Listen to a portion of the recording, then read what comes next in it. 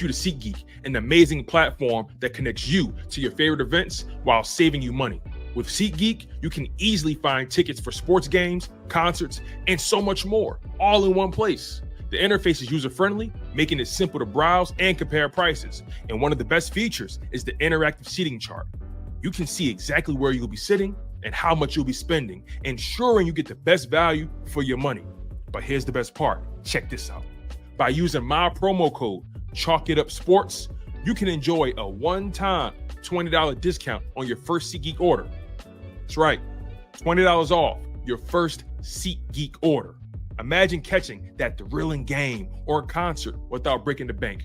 It's a win-win situation. Plus, you'll be a part of a community of fans who eat, sleep, and breathe live events just as much as you do. So what are you waiting for? Click the link in the description to download the SeatGeek app today. And don't forget to use my promo code Chalk It Up Sports for a one-time $20 discount on your first SeatGeek order. Get excited. Now let's get back to the show.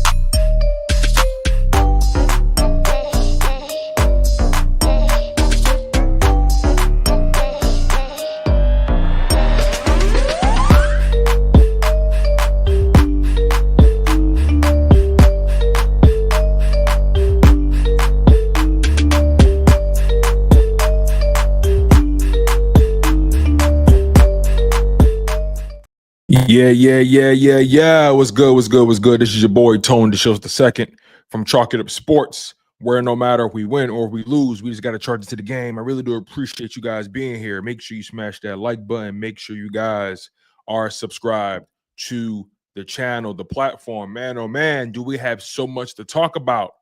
And we're not going to waste too much time here. You guys know we got to do some housekeeping. Take care of the pleasantries first. You know, again, you guys don't have too much of a job today. All you got to do is sit back, relax, kick your feet up, smash that like button. And if you want to talk about your Eagles, all you got to do is click that link that's in the live chat. It's pinned to the top of the live chat, pinned to the top. And we're going to keep that up there for a while. And you guys have been to my call-in shows before. If you haven't, man, oh man, they get fun. They sure get hectic sometimes, man, but it's always fun talking sports with you guys, especially when it comes to your Philadelphia Eagles and they're actually winning, man. 10-2 is nothing to sneeze at. Beating the Baltimore Ravens at their own stadium, M&T Bank Stadium, it's nothing to sneeze at. There should be no more questions about the legitimacy of the Philadelphia Eagles in any shape, way, or form. There shouldn't be any questions regarding this organization, whether or not they are Super Bowl contenders, serious Super Bowl contenders. And honestly, if you ask me, they should be one of the favorites to win it all, right? They should be one of the favorites. But we're not going to waste too much time, like I said, man. Again, you guys know where I stand with this. You guys heard me share my thoughts earlier in the show. So now I'm going to make it about you guys. Like I told you, this is the call-in show. You guys are going to do most of the talking. I'm going to ask you guys questions, tee you guys up, throw you guys the alley-oop, and all you got to do is dunk it and do your thing. And we're going to have some fun with this, man. And I don't really give people too many time limits. I try to just go by the vibe or go by the feeling of the conversation, and I take it from there. So, but I do want to try to get as many people on as possible. So, you know, let's try to keep everything as organized as we possibly can. But nonetheless, we're going to have fun, and we're going to milk this thing for what it's worth. Now, without further ado, we're going to bring up our first guest, our first person waiting in the rafters. This is someone you guys are very familiar with. He was on last week when we did our call-in show after that Rams game. So, of course, I got to bring him back. My man, none other than Lenny D is in the building. Lenny, how we feeling, sir?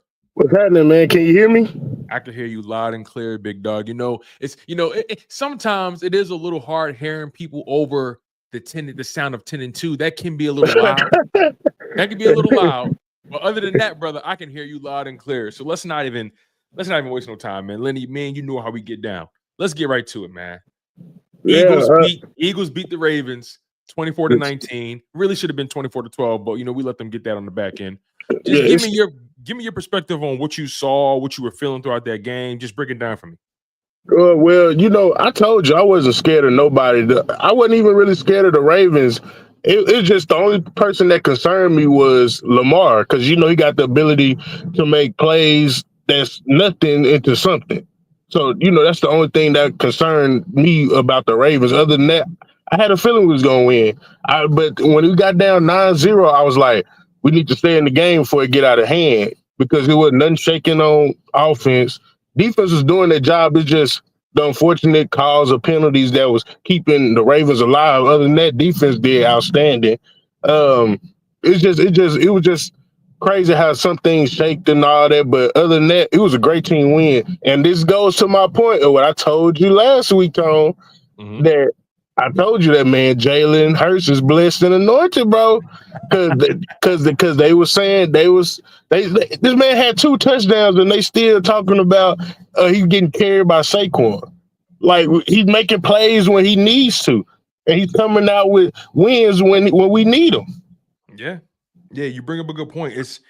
It does seem like it doesn't matter what Jalen Hurts does, even if he has a stellar game, they're going to find a way to try to pull the rug from under him. And look, I'm at this point now because I'm always down on the hill for Jalen Hurts, always. And I also don't have a problem calling him out when I feel like he's not playing at the par, right? I personally don't have a problem doing that. So it always baffles me when I see people kind of just jump off the cliff and just live and die by their convictions when it comes to Jalen Hurts in particular. Right. It's like, me, I guess us Eagles fans is different from the rest of the league. They want to see Josh Allen, Joe Burrow, Justin Herbert, what's his name, Patrick Mahomes type numbers.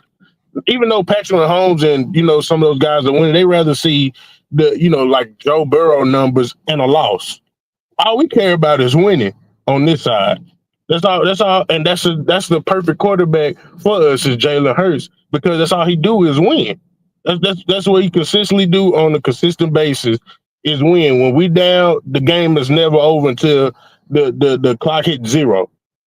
As long as that man number 1 is their quarterback.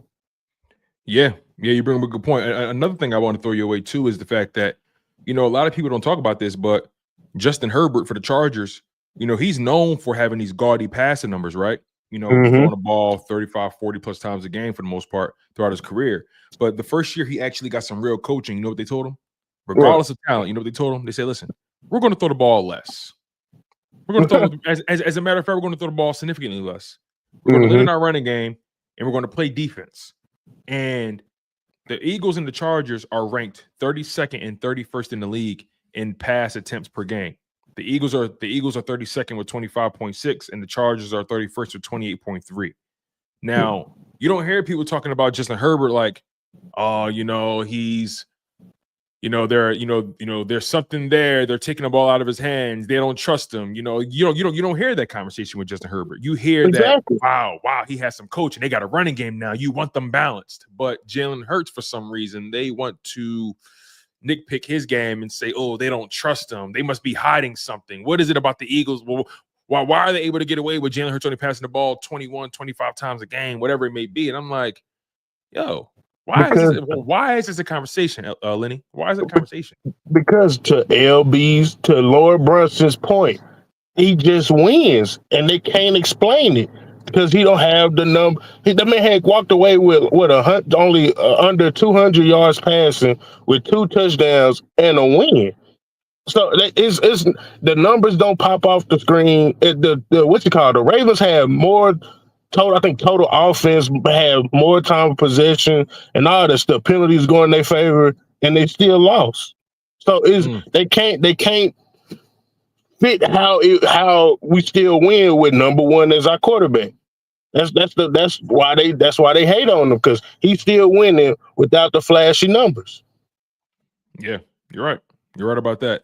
Lenny, let's dig more into what we saw in that game, right? I mean, obviously it was a slow start for the offense, but let's talk about that defense, man. I mean, after giving up 9 early points, that defense was pretty much locked down throughout the entire game. Right.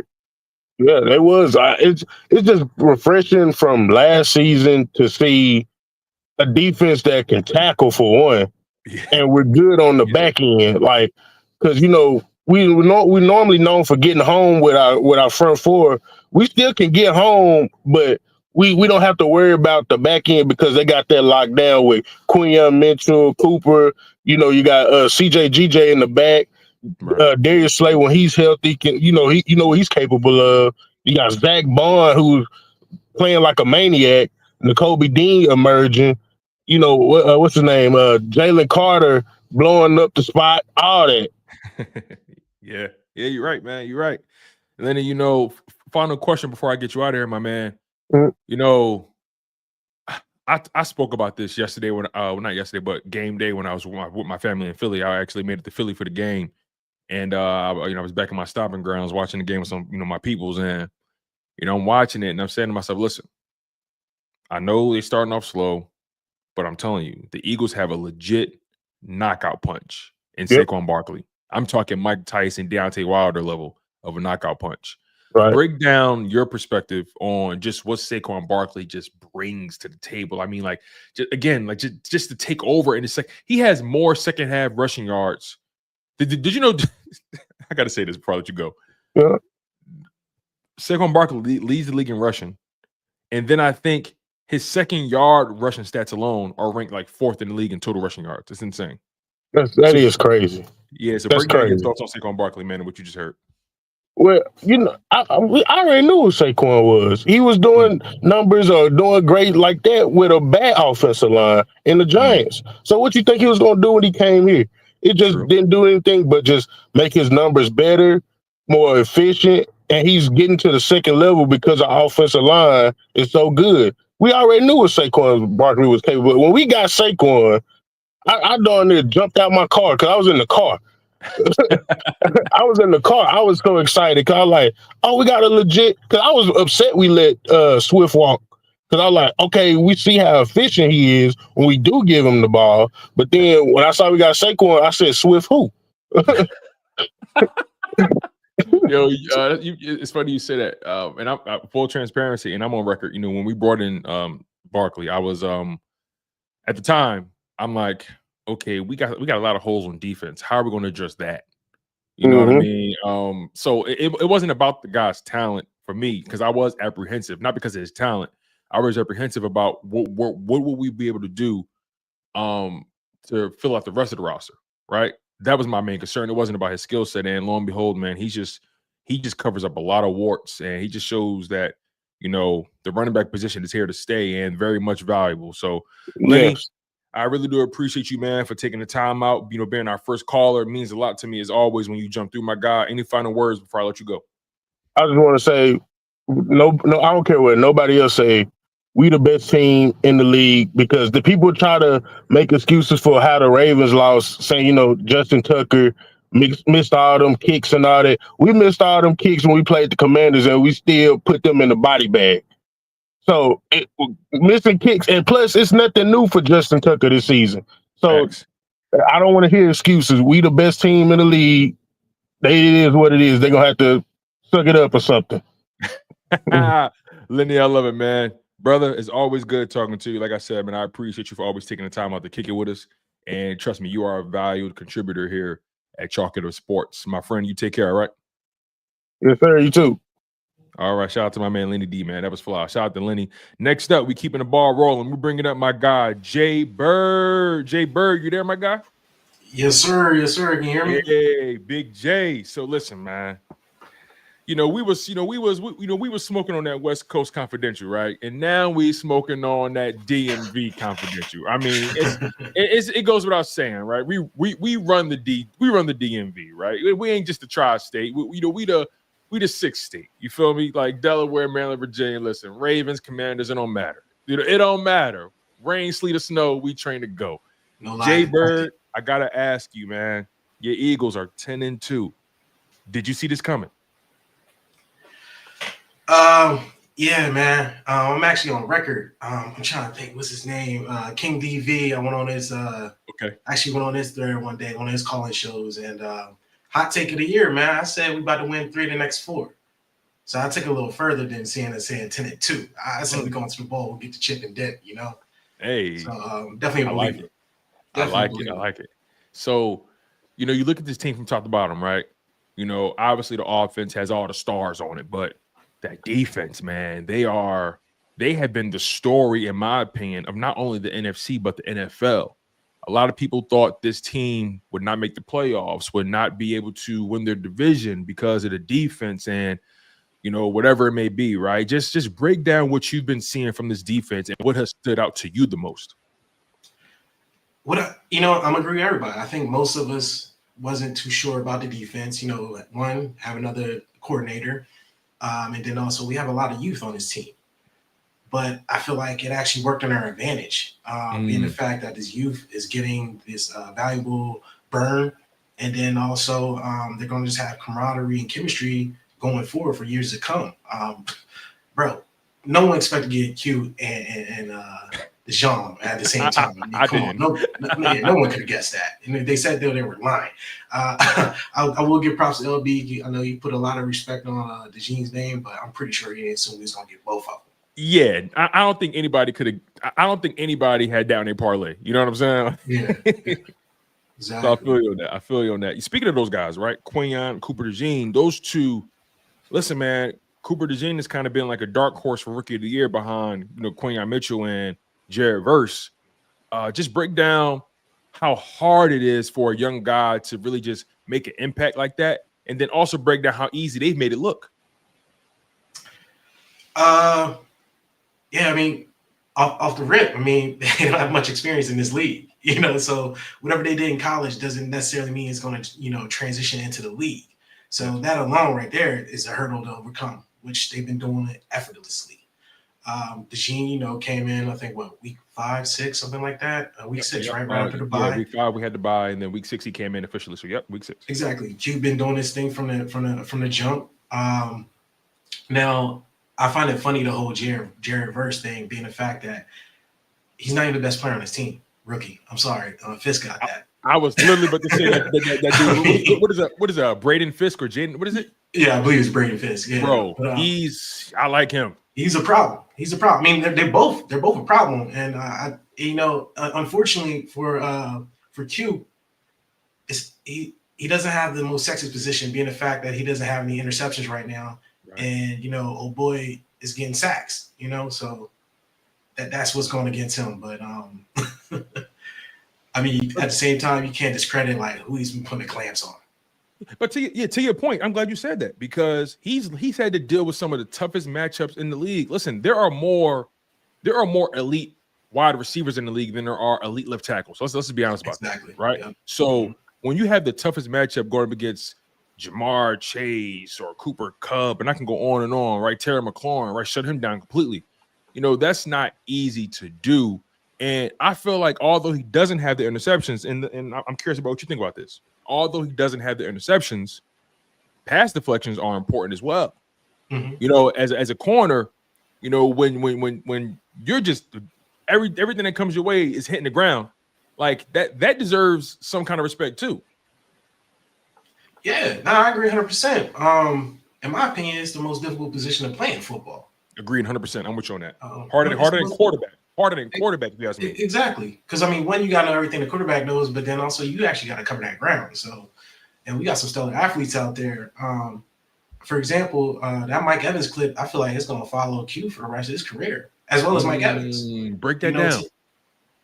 So, you know, what's that? Like, one, Q is a man of not a many words. But, you know, when he's in his bag, and he's going to speak up a little bit. And, like, I feel like he has that little sound clip. Mike Evans like, yo, how many you catch? You only got 2 catches on me, man. Like, what's my name? You know, Mike Evans try to play with him, pause. But, you know, he knows who that man is now. You know, he really put the clamps on Mike Evans, and that's not an easy walk in the park. What is this man, 13 years, 1K receiving ever since he's been in the league. I mean, and Q put the clamps on him.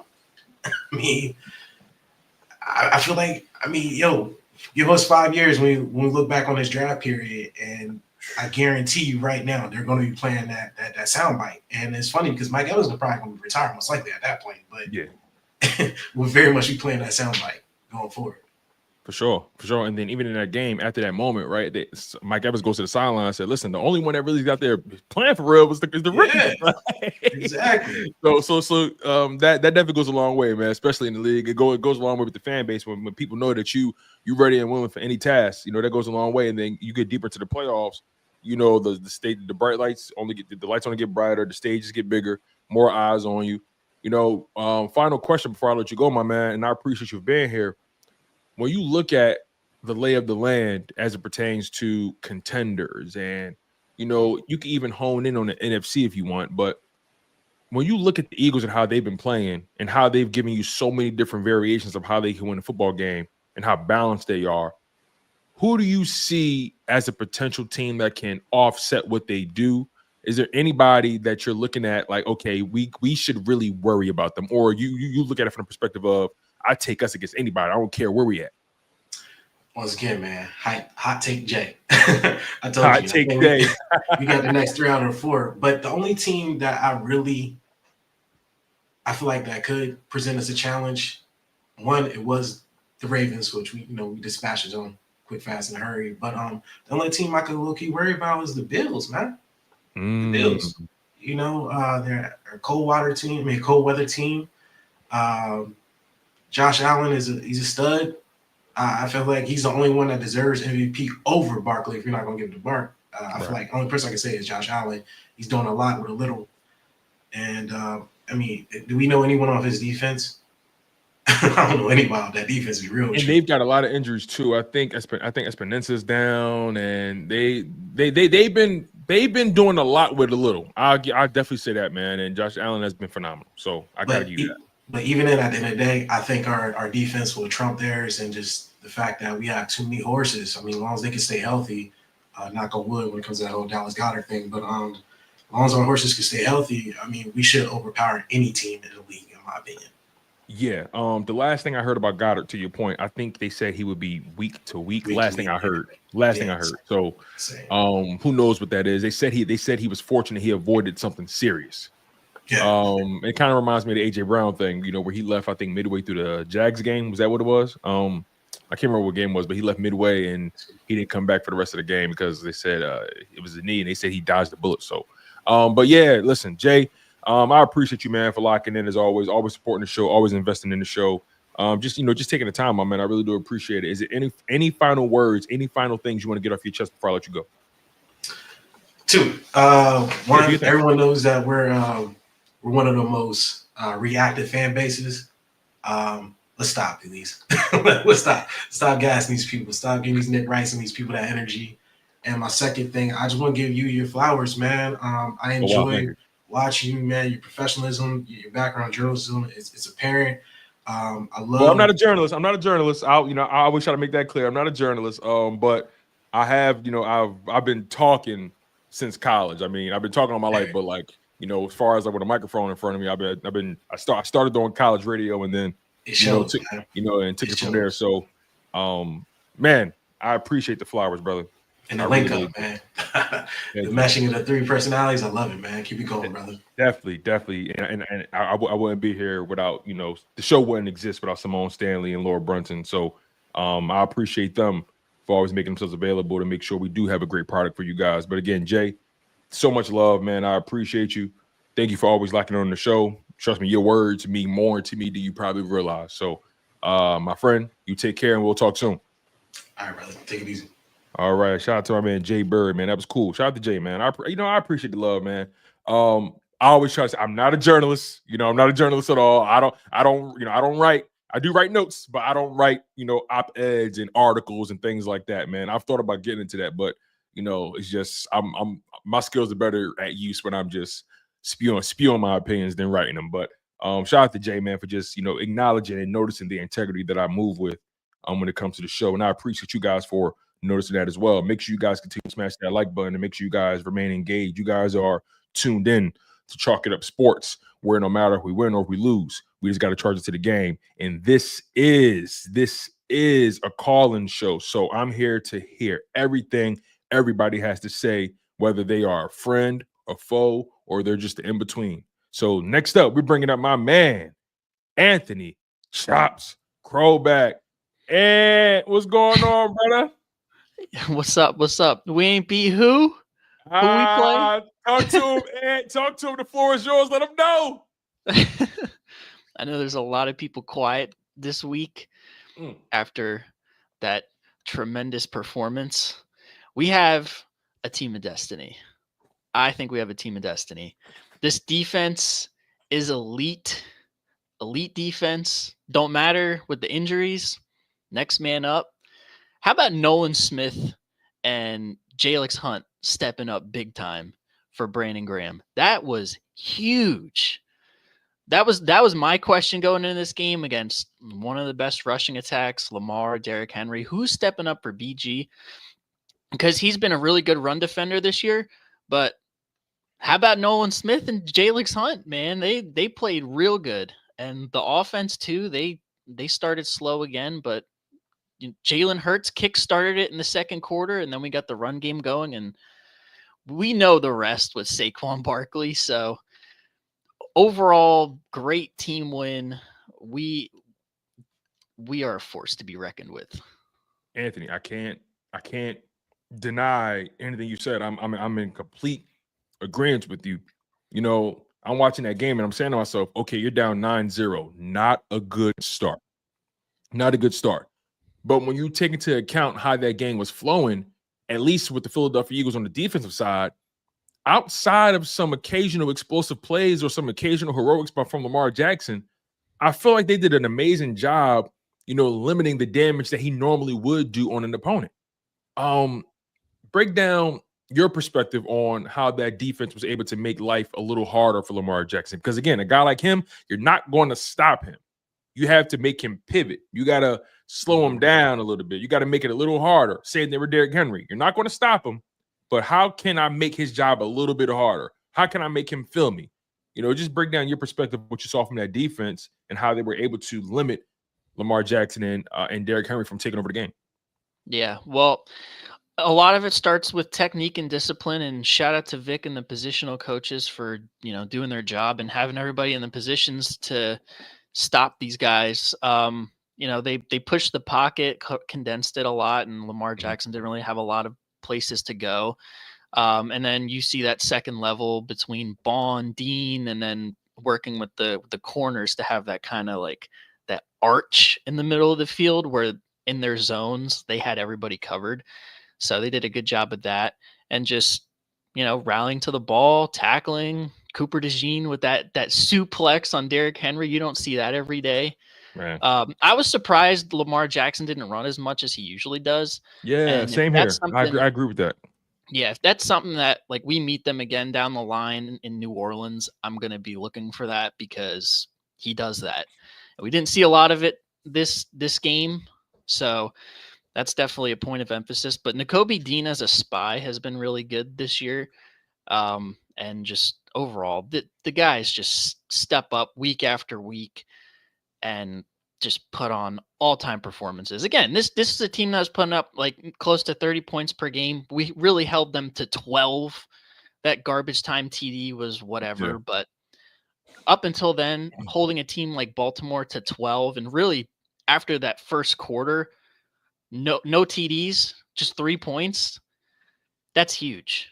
Yeah, that's huge. It kind of reminds me of the way the Rams game went, right? They gave that early touchdown, and then after that, it was kind of just quiet. You know what I mean? And then obviously the Rams had their third quarter touchdown, but for the most part, it was just quiet. You bring up some good points. I mean, when you have guys on this defense that who are able to step up and they trust what they're being taught, I think above all else, what you're seeing on the defense is that they trust what they're being taught. They trust whatever they trust the scheme, they trust the guy next to him, right?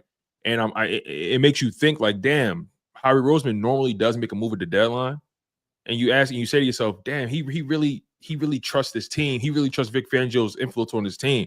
And you see guys, even when people get hurt, they come in and they do their jobs. I mean, Tristan McCullum, right? Yeah. Reed Blankenship goes down. Great play. Could have had a pick.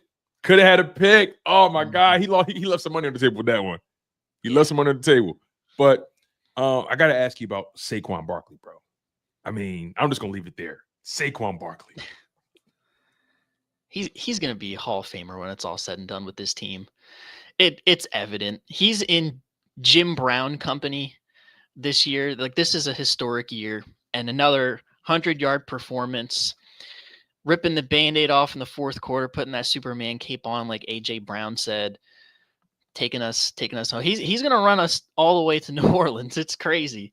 But like we've said, him and Jalen Hurts, they've been a match made in heaven in this offensive line, just absolutely eating every single defense that they play against and just letting him run free. It's just a beauty to watch. We've endured so much incompetent Eagles football over the years to culminate to this. It's just like we paid our dues. Now we get to enjoy life. I love the way you said that. We paid our dues, because when you think about it, it's like historically you say to yourself, the Eagles have never been terrible, but they've always been good enough where you're frustrated that they're not better. Like, you know what I mean? It's like, it's like, come on, dog. We got all the tools, we got all the pieces, or we're right here, or we make it to this conference championship game, or we made it to the big dance. And it just seems like something happens to us all the time, but something feels different about this year, and something feels different. Like, this team they have a legitimate defense. I think the defense is better in this year compared to 2022. What's your thoughts on that? Repeat that again. I'm sorry, I didn't catch that. The 2024 defense, this year's defense, I think it's better than the 2022 Super Bowl defense. What's your thoughts on that? I agree. Schematically, I think it is. The combination of, I mean, it's more youth than vets, but just overall scheme, I think the coaching is better. Not that we didn't have bad coaching in 2022. We just had a lot of talent, a lot of vets. But this team is young. They're developing quick. They have great coaching. The scheme is great. Like, this defense is going to be good, like, for the next 4 to 5 years like this. Maybe even better with, give Q and Coop and all these young guys a full off season to really hone in.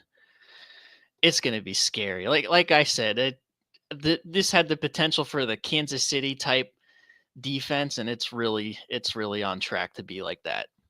Yeah, you're not wrong. I don't know if you remember, but I kept saying this like during the off season, and I'm like, listen, I'm all in on the youth movement on defense. I'm all in, and the team I instantly thought about was the Chiefs that year. They beat us in the Super Bowl. They came into the league with a very young defense, rookies all over the place.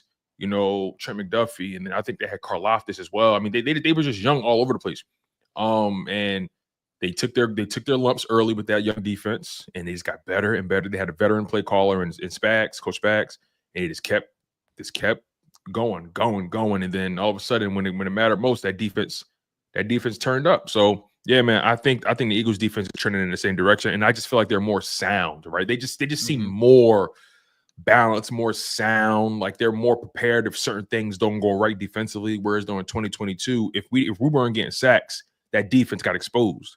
Right. Whereas though this year, okay, maybe they might not get no sacks in this game, or maybe they're just getting pressures, but you're seeing the impact, and your linebackers and your DBs are able to do their job, to the best of their ability. So yeah. And before I let you go, any final words, my man? I just want to touch on Jalen Hurts a little bit. Yes, please. Talk a lot about the defense. I think he's gone tremendously under the radar in the media. Again, they like to say that he's just a game manager and this and that and the third. He's been the most efficient of his career up until this point since the bye week. He's been playing great football. Shout out to LB, because it really made sense when he said this. He said this on his live stream earlier today. Jalen Hurts is like Tim Duncan. He's not flashy. He just Mr. Fundamental. And to take it a step further with the whole team, we're like the San Antonio Spurs. We don't do anything flashy. Mr. Fundamental. We're not like the Golden State Warriors where we're just shooting threes all day.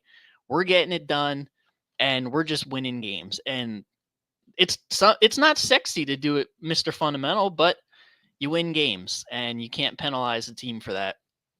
And it goes a long way, especially when we get down to January and hopefully February. So, yeah. And that was a good point. And shout out to LB as well. But that was a good point for you to reference that, because you're right.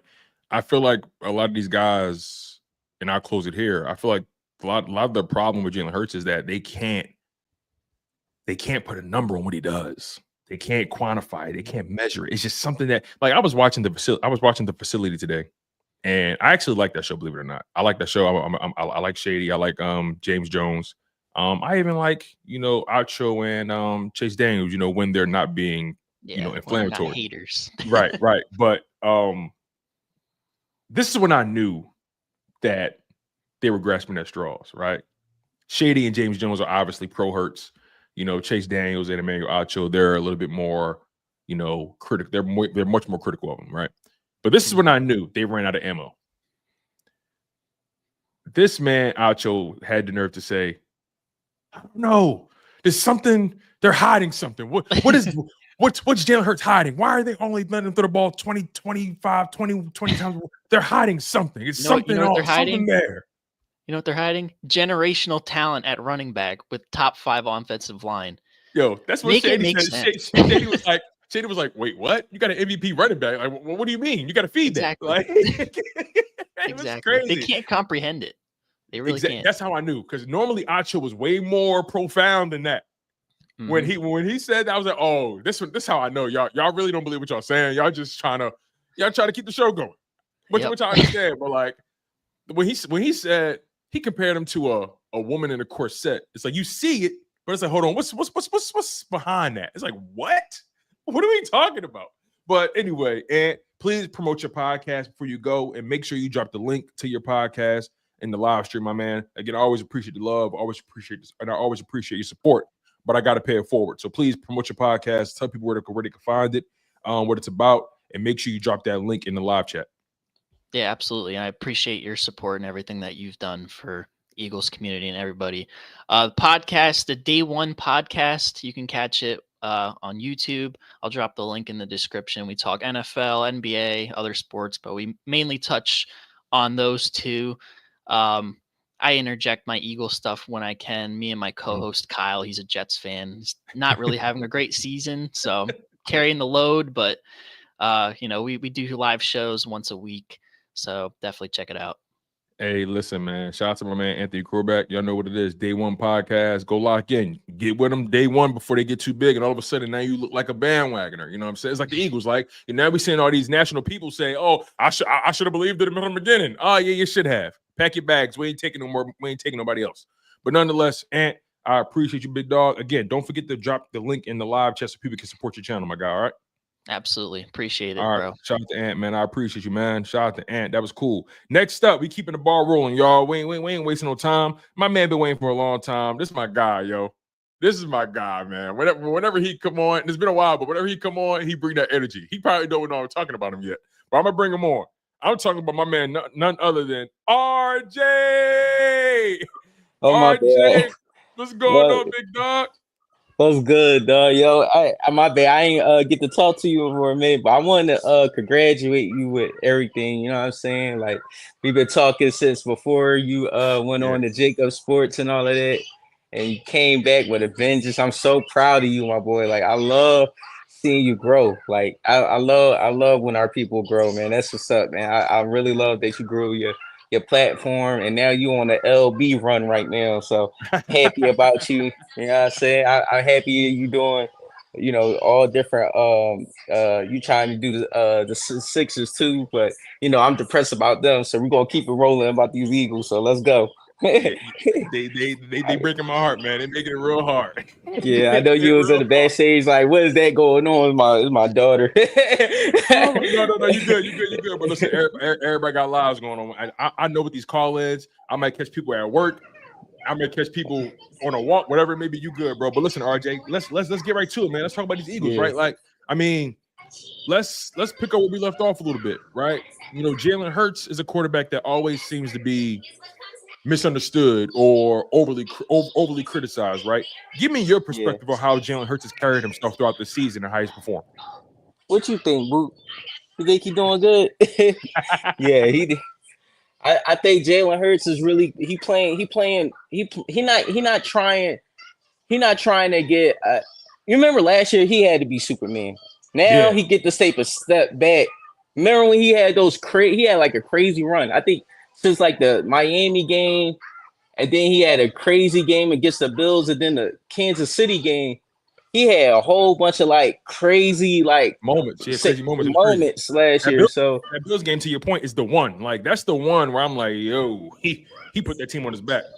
Yeah, and he still and look, man, like he consistently find ways to come back into the game. So if anything, I think Jalen Hurts, like biggest asset is his ability to find ways to win. Like he find ways to come back into the game. Every time we may be down like 14, 17 points, and somehow, some way, it's a grind out game. You know what I'm saying? Like, and I really like that about him. But the piggyback from it was like a question earlier. He was like, the only team I'm afraid of. I said, dog, I'm afraid of them Tampa Bay Bucks. That's the only thing. If they don't make the playoffs, we straight.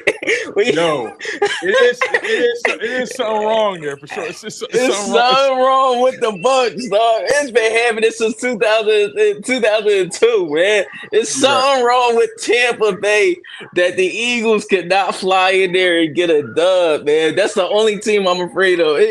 Dog, I'm not afraid of Mahomes, but I'm damn sure afraid of Todd Bowles. Bro, I'm saying like, yo, they really been haunting us for years, bro. Years, for real. But to that point though, I mean, it's been so many scenarios this year where we don't win in New Orleans. We win that game. We don't win. What was that game? You talking about the Bengals? The Bengals. We never won in Cincinnati. Yeah, you know what I'm saying? We killed that demon. We don't win in Baltimore. You know what I'm saying? Like that game just looked like a game we were supposed to lose. But this is when you got a good football team, right? You spoke on how Jalen Hurts, if they down, he finds a way to come back, but that doesn't happen unless your defense can hold their water. Yeah. So give me your thoughts about this defense. Dog, this joint, yo, the bull, the gene, he remind me of the bulldog, dog, for real. Like that dude stout, for real. That bull sturdy as a mug. I ain't gonna hold you, man. This is crazy, but yeah, dog, I really love Jalen Carter. Hey, the bull Nolan Smith. Hey, young boy balling. He got that quiet game. He be having his little sack, and then you know what I mean. He's still holding the edge. I like Nolan Smith. I love Milton Williams. That's one of my favorite players. I love Milton having a crazy year, low key. Dog, he pushing that line. I hope you see this. I know he be watching some of these joints. I be peeping. He be watching some of these joints. I'm gonna tell you, hey, I appreciate you, Milton, for real, bro. Like your contribution is not unnoticed, man. I'm watching, dog. I like the ball, Jalen's Hunt. Man, Nolan and what's my man for Dean? Dog. Bro. Dean. We gotta give him his flowers, yo. He's somebody that took his game to a level that I didn't even expect. You know what I'm saying? Like it's just in the Zach Ball, like just that combo is I like that combo. They play off each other very well. There was a scene, and Zach Ball was mic'd up in the Rams game. And, I think Kenny Gainwell just scored a touchdown, whatever it was. Yeah, or they got a big stop. And you saw Jalen Carter on the sideline with Zach Barnes and Nakobe Dean, and he was like, "Yo, listen, bro, I want you to notice that like you and Nakobe, this dude right here, bro, y'all like, y'all perfect together." Like he said, "Bro, I'm gonna remember this for the rest of my life, bro. Like, cause I tell Kobe like he my leader. Like I've been playing with him for 5 years. He's my leader. Like." Yeah, and y'all the two together, bro. Like I just like y'all make us so much better, bro. Like we need y'all. Like he said, I'm gonna remember this for the rest of my life. Like Jalen Carter has stepped up in a way as a leader, as leader as well, right? Not just with moments like that and encouraging his teammates, but yo, this dude doesn't come off the field, RJ. Right. He played Jalen Carter is the GOAT. Dog. He might be dog. They talking about what they say, Jerome Brown or something like that. Like I wasn't old enough to see him play. You know, my earliest time was McNabb. You know what I mean? Like that's my like I ain't that big of an old head. I'm only 30, but I'll be 30 this year. You the same boat. Yeah, dog. So I was like, yo, he probably low key. I probably seen him around somewhere. So no, but no, for real. I really appreciate Jalen Carter, man. I never seen somebody so sturdy. Like, dog, he get it in, dog. Bro. I ain't never seen nobody triple team and still almost get to the quarterback. Like, and remember, last year they doubted his conditioning. Was they in shape? And you seeing him and Jordan Davis, just him and JD and Milton. That trio is crazy.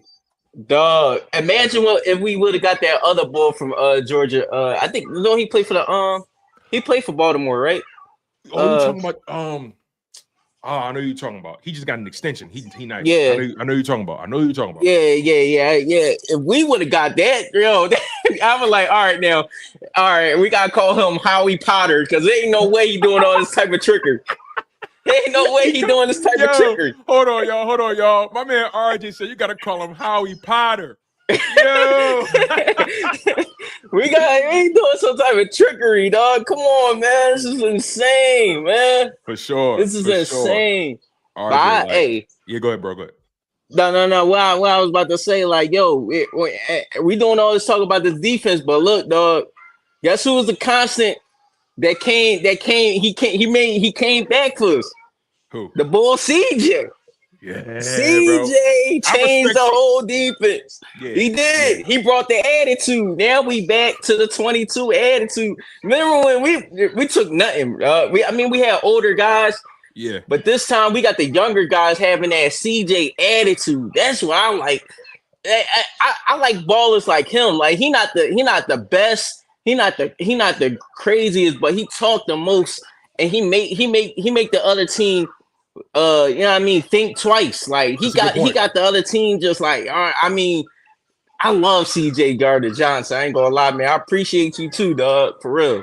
For sure, for real, man. No, because like you bring up a good point. It's like he's not their best player on defense, right? But there's something. It's kind of like that BG effect, right? They bring something that you can't really put a number on. Yeah, and he makes these guys next to him way more confident. And when you got a young defense like that, confidence is all they need.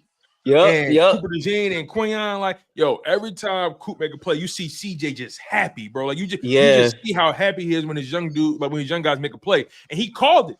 He called it when we beat the Saints. He said, listen, we the best defense, we the best defense in the league, we're the best secondary in the league, and we're gonna prove that. I promise you that. You know something like that, that's not really for us. That's how he did it, right? In the locker room, you feel me?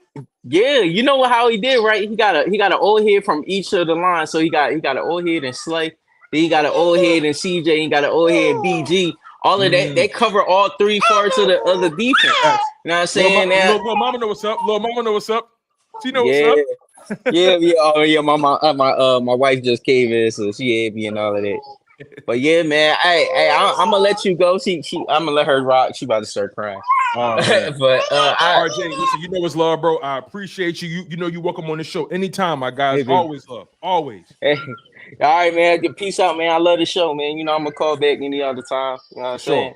For sure. All right, love. Oh, after party, baby. Yeah, the after party. You dig me? Yeah. I mean, let's go. Let's go. Shout out to RJ, man. That's my guy, man. Shout out to RJ. All right, man. Let's keep this ball rolling. Let's keep it rolling. So, let's see what we got here. Next up, we got my man RJ Fletcher. RJ Fletcher, you there, my guy? Yeah, I'm here. Hey, let's talk that talk. You feel me? So, look, Eagles 10-2. Coming off of a big win against the Ravens, a statement win, if you ask me. Give me your thoughts on this Philadelphia Eagles team right now, and just your overall feelings, man. I mean, look, we've seen so much football, good, a lot of good, a little bad, some indifferent, but this team is trending in a direction that I don't know what their ceiling is. That's how good they've been playing. Break down what you've been seeing. Well, to me, I think we're the best team in the league. I don't see anyone better than us, honestly. No one scares me. There's nobody that I can say, like, you know what? Nah, not them. Anybody. The Bills, anyone. That Ravens win was such an amazing win. We just physically dominated them. It wasn't even close. Like, it was like, I know the score says 24-18, but come on, we all know that it wasn't that close. I mean, it was just a beatdown. I mean, oh, you're right. You're right. It was just physical them. And it's just like, and I guess, you know, because I'm from Allentown, but I live in Dallas now. So Gotcha. I got to just accept the fact people just don't like us. We can do anything. Oh, I think I lost RJ. You there? I think I lost you. Hi, who are you? Uh-oh. I think I lost RJ. Who are you? Oh, no, I lost RJ. I don't know who that is. RJ going to have to come back. Anyway, let's see here. I lost RJ. What we're going to do is we're going to let RJ come back. We're going to let RJ come back. Let's see who we got next. So next up, we got my man, Night Rider. Night Rider, you there, my guy? You, what's happening? What's happening? Hey, what's going on, big dog? Let's have it. Let's have it, man. You know, it's been a fun ride so far, and trust me, it's only gonna get better. But break down what you seeing from these Eagles, man. Talk to me. All right, dog. You know, first of all, love the show. Appreciate you having me.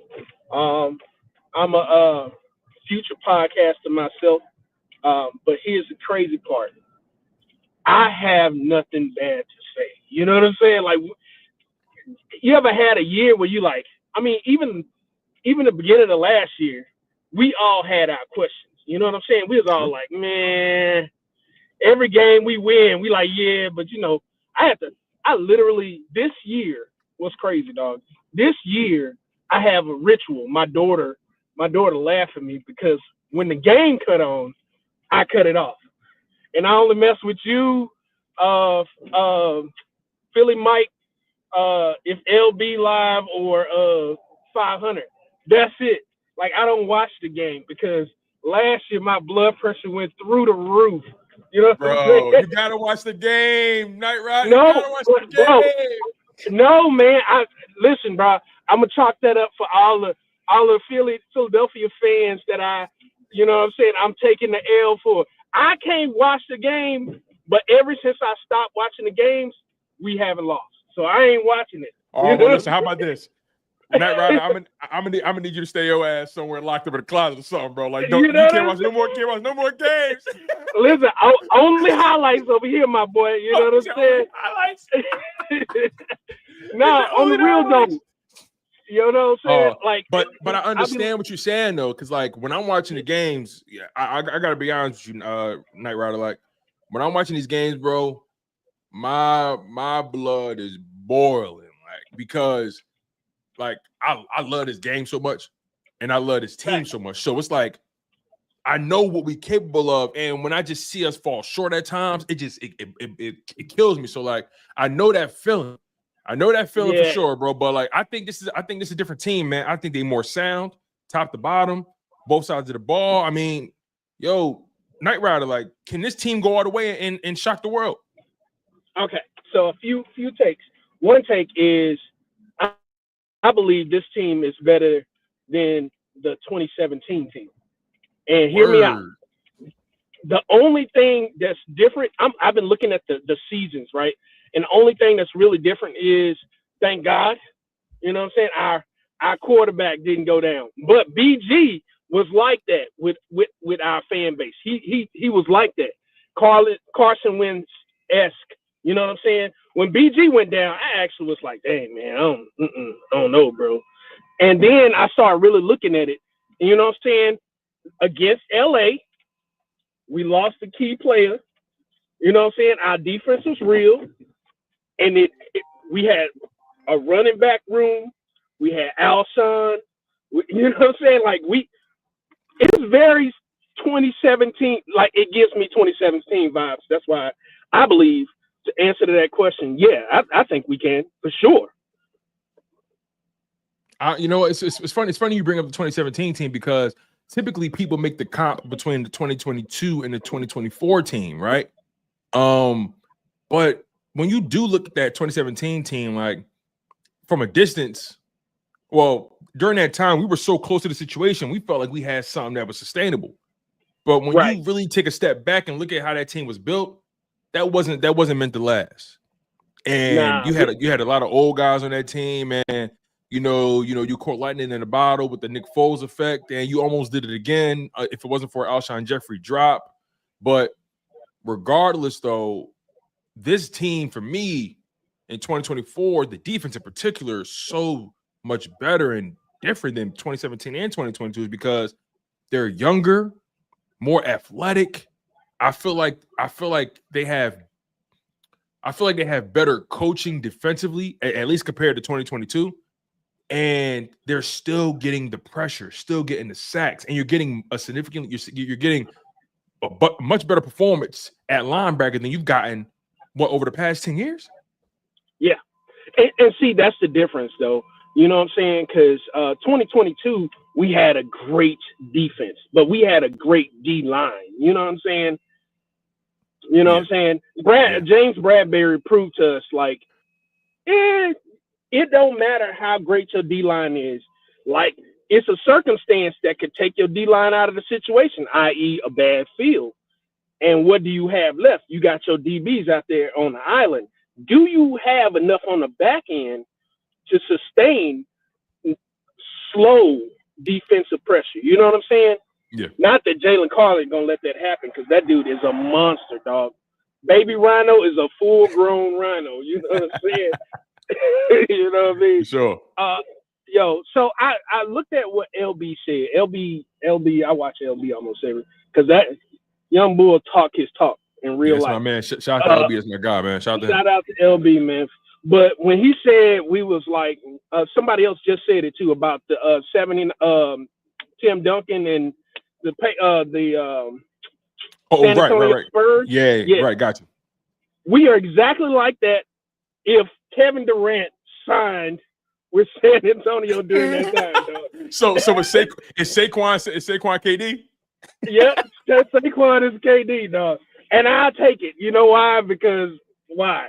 You know what I'm saying? Like, people be I'm in the NFL, I'm an Eagles fan to the day I die, right?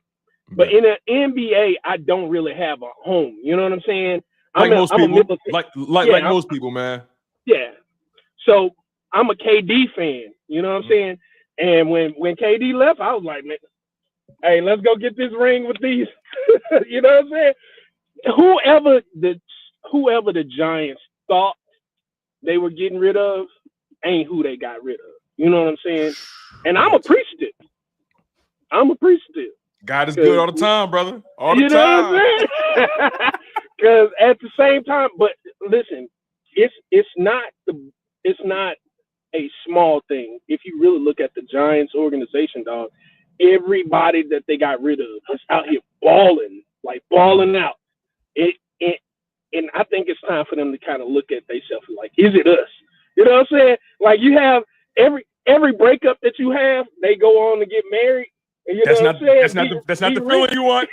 It's not the feeling. Listen. You know how they always say, "Listen, I wish you well." No, the hell I don't. Yeah, you know what I'm saying. Now at this point, they got to sit there and be like, "Is it me?" You know what I'm saying? Was I the problem? Yes, you were. Yes, you were, New York. You were the problem. However, the last thing I want to talk about real quick is the Jalen Hurts hate. It's on and popping.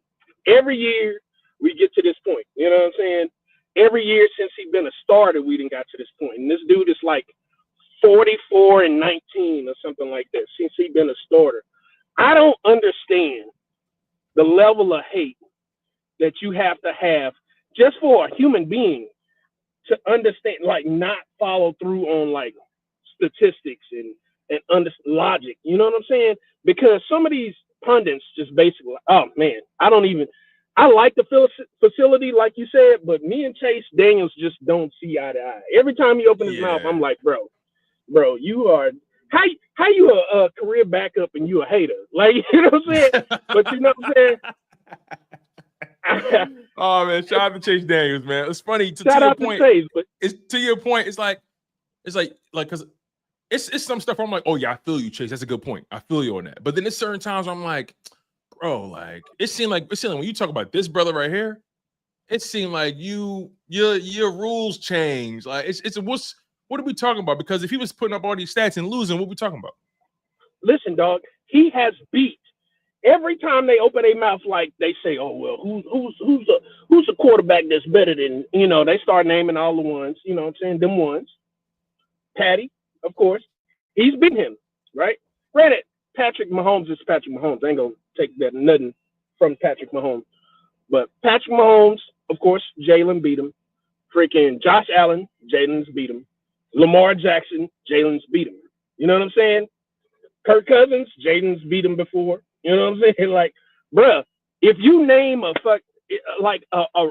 star athlete quarterback in NFL right now that's at the top, Jalen has beat him. Now, I think the only one that they haven't beat, and I don't know if Justin Herbert, they played Justin Herbert. Or he played him once in his career. He only played him once, and he lost by a field goal. Okay. So Justin Herbert is the only exception. He didn't beat Joe. I mean, he beat Stafford twice. Beat Stafford twice. Like, hey, dog, what else? What else you want? I feel you. I feel you on that. Night Ride, I feel you, man. Look, bro, I appreciate you so much for taking the time. I mean, I know you're on the road doing your thing, man, but the fact that you was able to take the time out and just kick it with me, bro, I really do appreciate that, OG. Like, that go a long way. And for you to, you know, put me in the same conversation with, like LB and 500 and Philly Mike from the Philly Talk podcast, those are people I respect in this game. So that means a lot to me, and I appreciate you for being that loyal Eagles fan who's been staying away from the TV. I appreciate you. You know what I'm saying? So appreciate it. Hey, I'll sacrifice for the greater good, man. The greater good. Hey, listen, man. Night Rider, thank you so much, my guy. I appreciate you. You take care, all right? Guy. For sure. Shout out to Night Rider. That was fly, man. Let me see if I can get my man RJ Fletcher back on. RJ Fletcher, you there, my guy? Yeah. What happened? All I heard was some random girl voice, and I hung up, bro. I got scared. Oh, that's crazy. Yo, no. I don't know what happened, but I said, let me get him out of here. I don't know who this is. Wow, that's funny. That's funny. Man. But yeah, man, let's get right back into it. So let's pick up on the defensive side, right? Let's just start there. Defense. Yeah. We have the best defense in the league. From what the last conversations I was hearing, it now that I think about it and go back and watch the old clips, we are better than 2022 because we were just so predicated on just sacks. I mean, we had like the most, like 70 sacks or some crazy numbers like that. Now we don't really necessarily need to sack the quarterback to have a shutdown defense. That's not necessarily the case. The scheme is great. The corners are amazing. Like Quinyon Mitchell is just unbelievable. Cooper DeJean, same thing, which honestly, I didn't think he would be this good. I knew he'd be good, but not like this. This is like incredible. Yeah, we're just a well-oiled machine. That's why I wasn't really too upset when Howie didn't make a move, because I'm like, we're just clicking right now. We're too cohesive. We're in a rhythm. Point. So we didn't really need to make a move. So it just wasn't but the person that surprises me the most on defense is Nolan Smith. He is, because I ain't gonna lie, because I listen to you guys. I listen to you, LB, all you guys. And I was agreeing with LB, like, yo, Nolan Smith, man, I ain't gonna lie. It looks like it might be curtains for him, but I ain't gonna lie. He looks. I was one of those people too. Like, I was my whole perspective on Nolan was, hey, look, I know you got these sacks in the preseason, right? Because look, year one, he didn't get no snaps. So I didn't judge him for year one. He a rookie. I didn't care about that. Mm-hmm. But year two, okay, I see you in the preseason, you getting the sacks, but I just felt like he could have been more dominant against these second and third string guys when you are a first round, borderline second round pick. You get what I'm saying? So I think I expected more, but then here we are. We see this guy he's aggressive. Yeah, he doesn't stop. I mean, he doesn't stop. I'm like I said, I'm from Allentown, PA. I live in Dallas. I've been a Philly. I'm all a Philadelphia sports fan. I love all Philly teams. Same. So as Philly sports fans, we have a tendency to be impatient. And sometimes it just takes us just to be a little patient for players to develop a little bit into their own, because it's another level. Like, we forget that college and the pros is a completely different level. So you have to adjust and kind of, get better at it. So we were a little bit impatient when it came to Nolan Smith, because we thought he was just going to come in running, just straight going crazy. But now we starting to see he's coming into his own, and he's doing a phenomenal job. And I think he'll get better at it too. So yeah, I agree with you 100%. I think one of the things that stand out to me is that, he's not just relying on speed anymore. It seems like he's starting to, string together some moves, and he's learning. You know what it is? I think, the old adage, it's so cliche, but I think it's true in this situation. Like, I feel like the game has slowed down for him. Like, right. I feel like he's actually studying, not saying he wasn't before, but I feel like he's actually studying the opposing, left tackle or right tackle he's going to be going up against. You get what I'm saying? And really understanding angles and pursuit angles and lanes, and just for me, he's been really good in run defense. Like, that's stuff for me. Yeah, I mean, he's using his brain. Like, when you get to the next level, everybody's athletic. Everybody can run. Everybody can do a spin move, all that. But it's the brain part that people don't necessarily transition into. So that's a good thing. So yeah, for sure. Let me ask you. Let's get into the Saquon Barkley effect. I mean, this dude is. They've been calling him KD. You know what I'm saying? KD. They gotta stop doing that. That's disrespectful. They gotta stop that. That ain't fair. They gotta stop that. Oh, what don't you like about it? The difference was Kevin Durant was this close of getting to a championship and beating the team that he went to. That's not the same thing. Well, you know what? To your point, I don't think they mean it as like the disrespect part. I think they more so mean it like just somebody who just fits into a situation and just takes a great team that's like to a whole nother. You know what I'm saying? Like, just take a team to a level like that you didn't really expect. Sensitive then. Okay, that's me being no. I feel you that because I'm like, wait a minute. I was hard on KD when he did that, so I feel you. But yeah. Okay. So with Saquon, so a little backstory. Saquon is from my area, like this kind of like the suburbs of Allentown. So I used to see him. He went to school with my niece. And I used to see him in high school. And, he was good. He was a lot bigger than everybody. But I was like, he's going to be good, but, playing college. But I never thought he would be this, like, at all. Like, I don't think anybody thought that he would be damn near Superman on the football field. I mean, he literally has changed his whole franchise. Like, he was the missing piece that we were missing. Like, that 2022 season, if we would have had Saquon, I don't know if that game would have even been close, to be honest with you.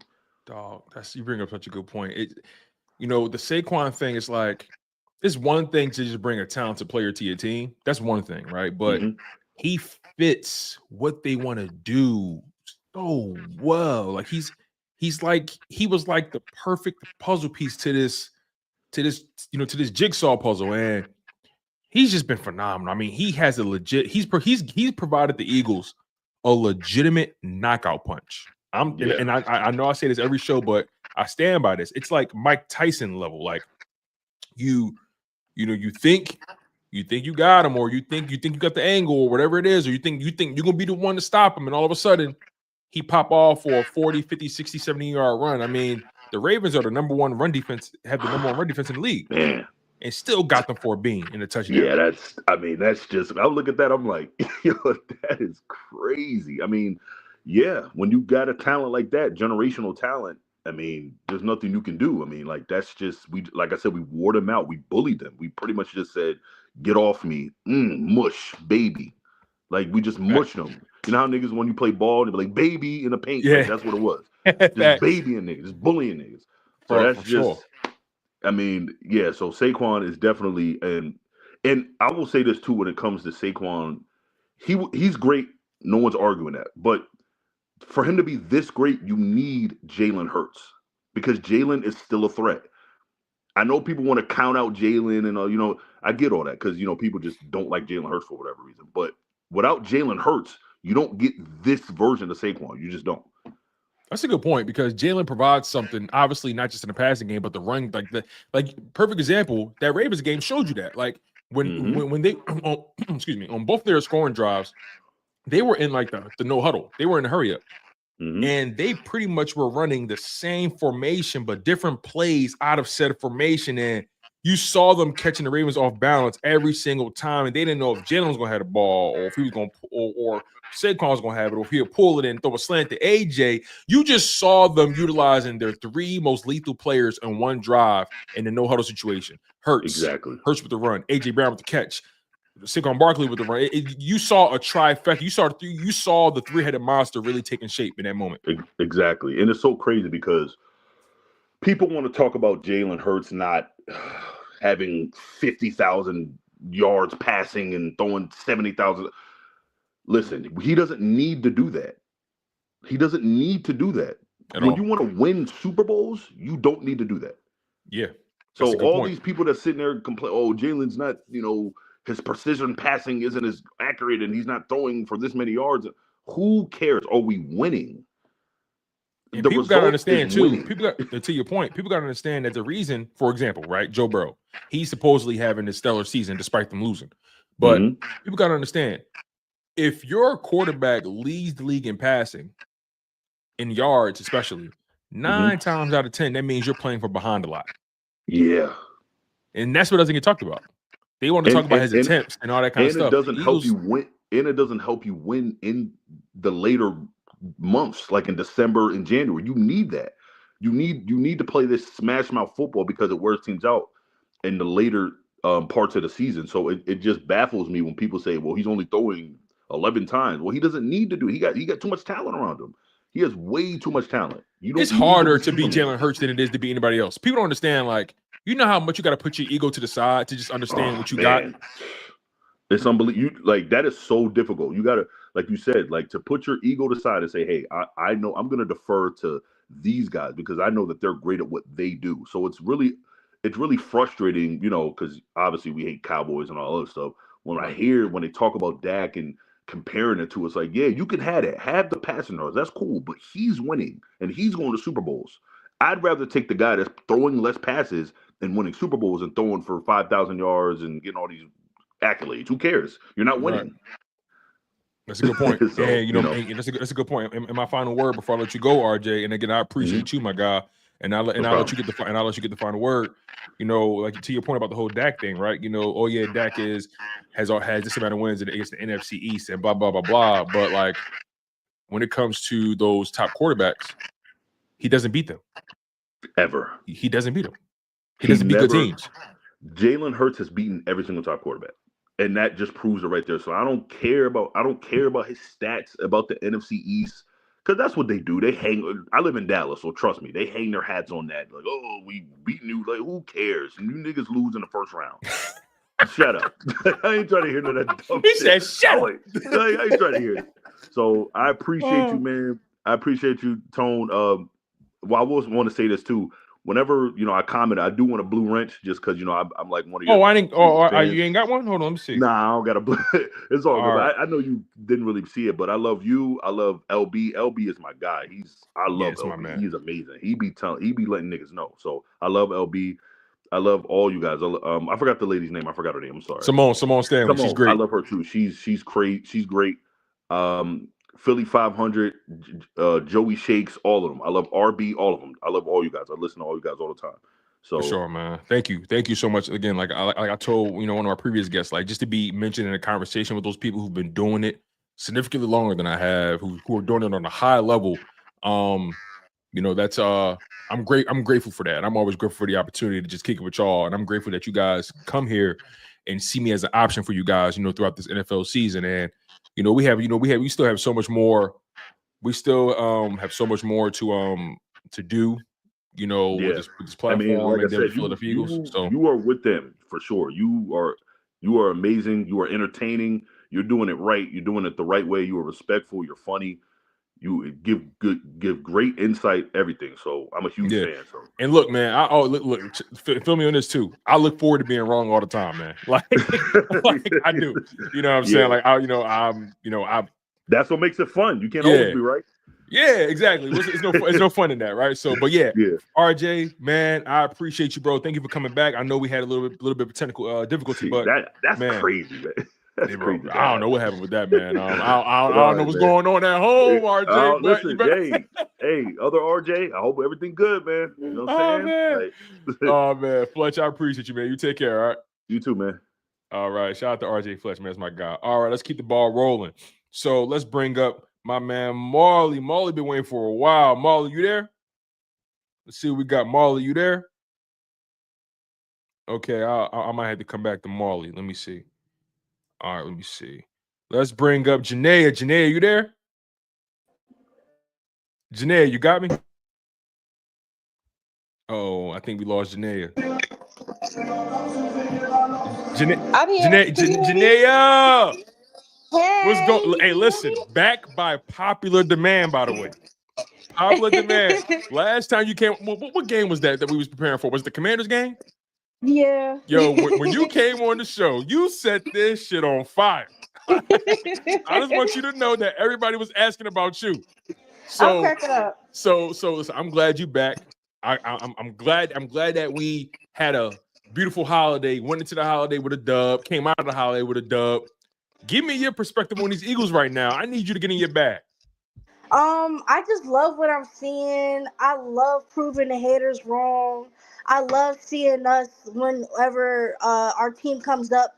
They always got to make a topic because we the biggest fan base. We show up, we show out. So they need the numbers, so they come and talk about our team in a bad way.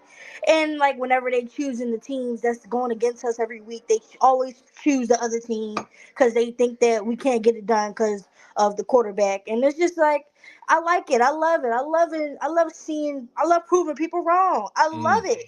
It feels good. It feels good to be doubted and always come out on top. It always feels good to be on the right side of history, Facts. I feel that 100%. Like, and sure, it get frustrating when you hear these people on national TV or just wherever you hear them talk bad about the Eagles, and it always feel like it's deeper than football. But the reality is this team is built to last.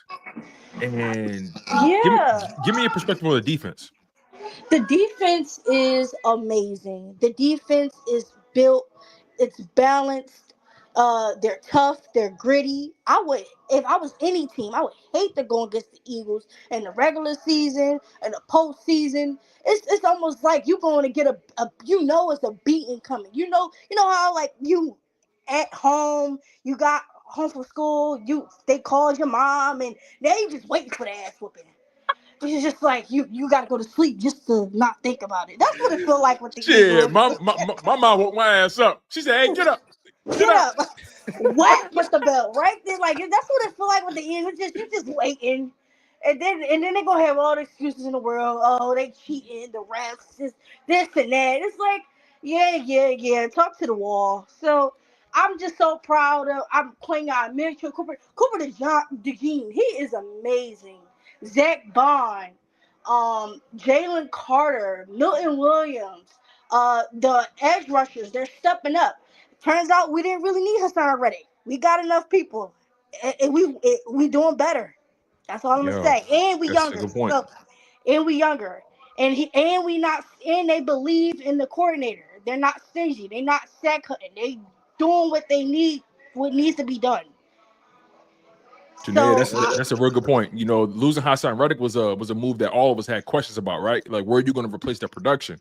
Yeah. But it just seems like it's kind of been like a sack by committee type thing, and you've gotten production from players that you probably weren't really thinking much about. I mean, sure, we had expectations in players, but it's just nobody thought that. Okay, Milton Williams, right? 5 sacks through 12 games. I mean, it's insane.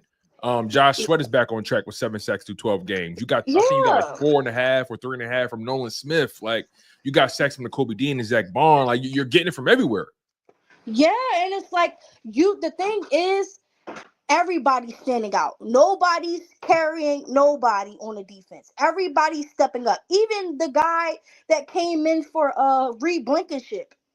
You replace people and everything, you think that you people will have be like, oh my gosh, is the defense about to crack down? No, everybody is looking great. Everybody's holding their own. Of course, you got the Avonte Maddox of the world, but I'm glad. I wish they would stop putting him on the field. I don't know if Yo, they're trying to get us upset or something, but they need to leave him. I'm done with the Vontae Maddox. You know, experiment.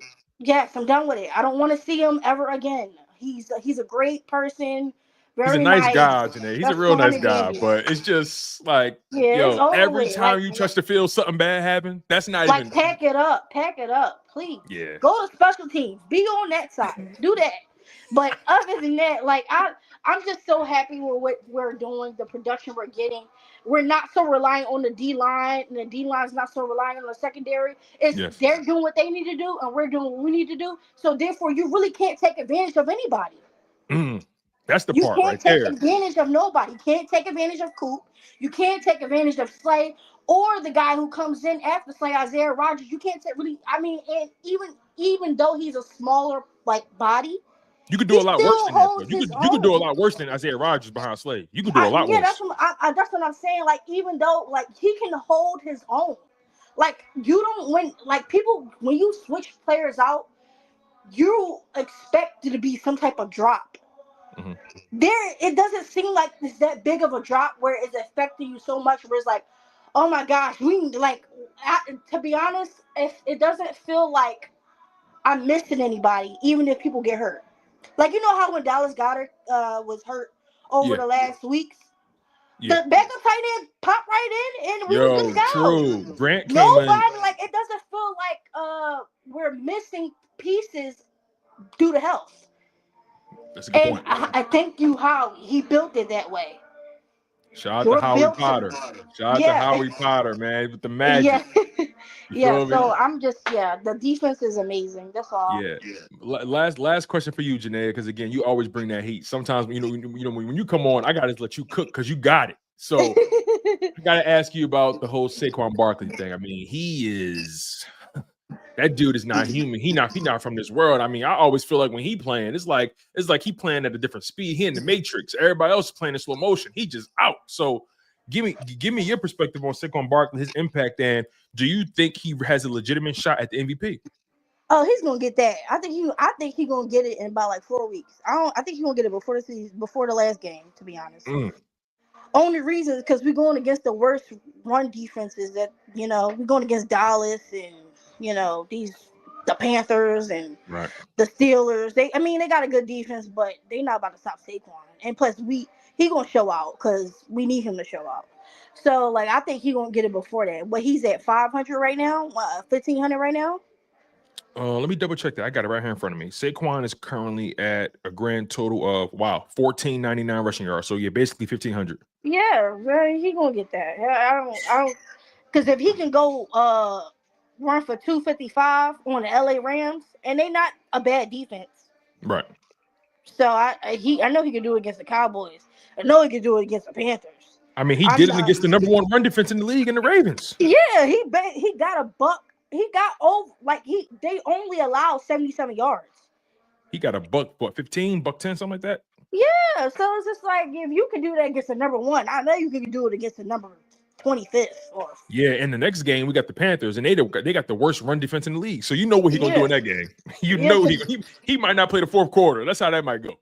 Yeah, so it's just like I to be honest, I was listening to a couple of videos and I was listening to like who they're comparing us to. They're comparing us to the 93, 94 Cowboys. The great O-line, Emmitt Smith. They're taking our O-line, most of our O-line players over the Cowboys O-line that won 3 Super Bowls. And that's a compliment. We gotta finish, Janaea. We gotta finish. And on that note, Janaea, to be honest, I think we are in the glory days of the Eagles. And when I mean that, I mean we are in the glory days of getting there and finishing. And I don't mean I mean getting there and winning Super Bowls. Mm-hmm. Like I don't want to just be great in the regular season, get to the postseason, win 1-2 games, maybe make it to the NFC Championship, and then we done. I think this is the era where we get it done. Maybe it's just 1 or 2 times, but I think this is the era, especially with Jalen Hurts. I love he's so humble. I love he doesn't care about what the critics got to say. He's all about winning. He's all about the team. He is a $250 million quarterback, and he doesn't care about the numbers at all. And the At thing, all. the thing that gets you paid as a quarterback is your numbers, and he don't give a damn. I think last year he was like, I gotta prove that I'm worth $50 million. But this year he's like, Yeah, I I agree don't with you. gotta do that. I don't gotta be here. I don't gotta be Josh Allen. I don't Yeah. because I don't gotta be some of these other quarterbacks. My organization believe in me because they paid me. And Simple as that. also I got to a Super Bowl.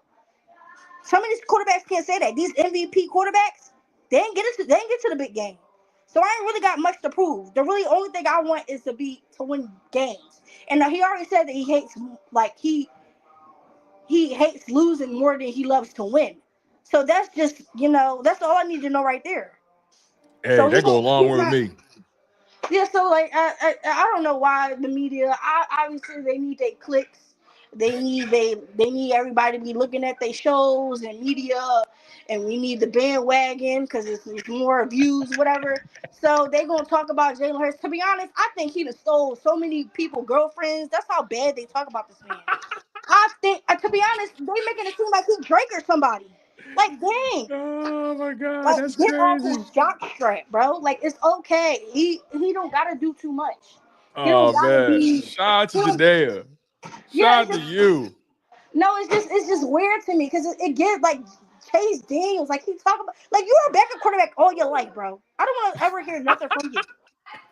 What have you done in your career to think you could talk about other quarterbacks in this type of manner? He got to show you more. You got to show me more. Get back in the league, maybe, and do something, and then come back and talk about Jalen Hurts because he did more than you ever did in your career, regardless if he was carried or not. In 2022, I didn't see no carrying. Oh my God, Janae just let it So loose. Janae, I oh don't my know. And God, yo. also, Alcho, whatever his name is, not Alcho. No, you're right. Emmanuel Acho, you're right. Yeah, Emmanuel Alcho, you bounced around the league like you was a doorknob. We ain't talking about you either. Yeah, that's the crazy part. The people that got the accolades and everything, and they see it for what it is. The Hall of Fame running back and the wide receiver that got the most touchdowns and they don't care about the stats because they got the stats. The people that care about the stats is the ones that don't got it. That's what I think. Yo, Janae, you just went off. Yo, not loving Janae. Thank you so much for Yeah. bringing that heat to the show. I don't know if you're reading the live chat. They literally they was like, yo, you got to get Janae back on, yo. So every time I have a call on Janae, you gotta pop in because you always bring that heat. You always bring the vibe. Thank you so much for supporting the show, for supporting me. Thank you for going as hard as you do. It's honestly refreshing. So thank you so much. You take care, okay? You too. Have a good one. All right, shout out to Janae, man. That was dope, man. Shout out to her. All right, we got a handful of people left. Let's try to get through this, y'all. Let's try to do it. Next up, we got my man Mod X Mike, OG, Triple OG. How we feeling? What's good? What's good? What's good? Man, it feels good to be an Eagles fan. I tell you that much. Talk to me, man. You saw that game on Sunday. What did you see? What did you like? What didn't you like? Break it down for me. Well, you got it, man. You got to give big ups to that defense, man. That defense. Whoo! Look, I'm gonna tell you like this. I'm old enough to remember seeing Jerome Brown play, Reggie White. Zach Bond reminds me of Seth Joyner, man. I'm telling you.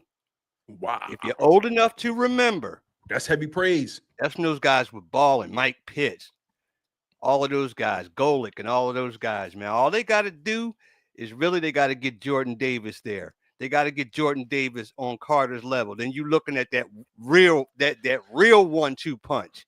And y'all can say what you want, but I'd rather have Hassan Reddick here. I feel look, to your point about Hassan Reddick, right? Don't get me wrong. I feel like he would definitely help us, right? You know what I mean? He would definitely add. He wouldn't take nothing away. But for Howie to make that move and understand you and I both know the risk he took making that move. Yeah, and then man. Then you sign Bryce Huff, and right now he's not living up to the contract. He's on IR right now. Dude's a human gutter ball. Right. So like for him to make that move, and the pivot move isn't really working out as of right now, but still he built this defense and it's doing what it's doing. Again, like you don't want to lose a guy like Hassan Reddick, but at the same time, you say to yourself, hey, we doing all right.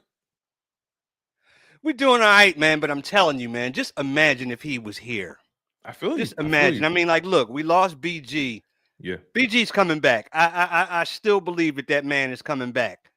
I believe he's coming back. And even Fangio said he was coming back. So I know.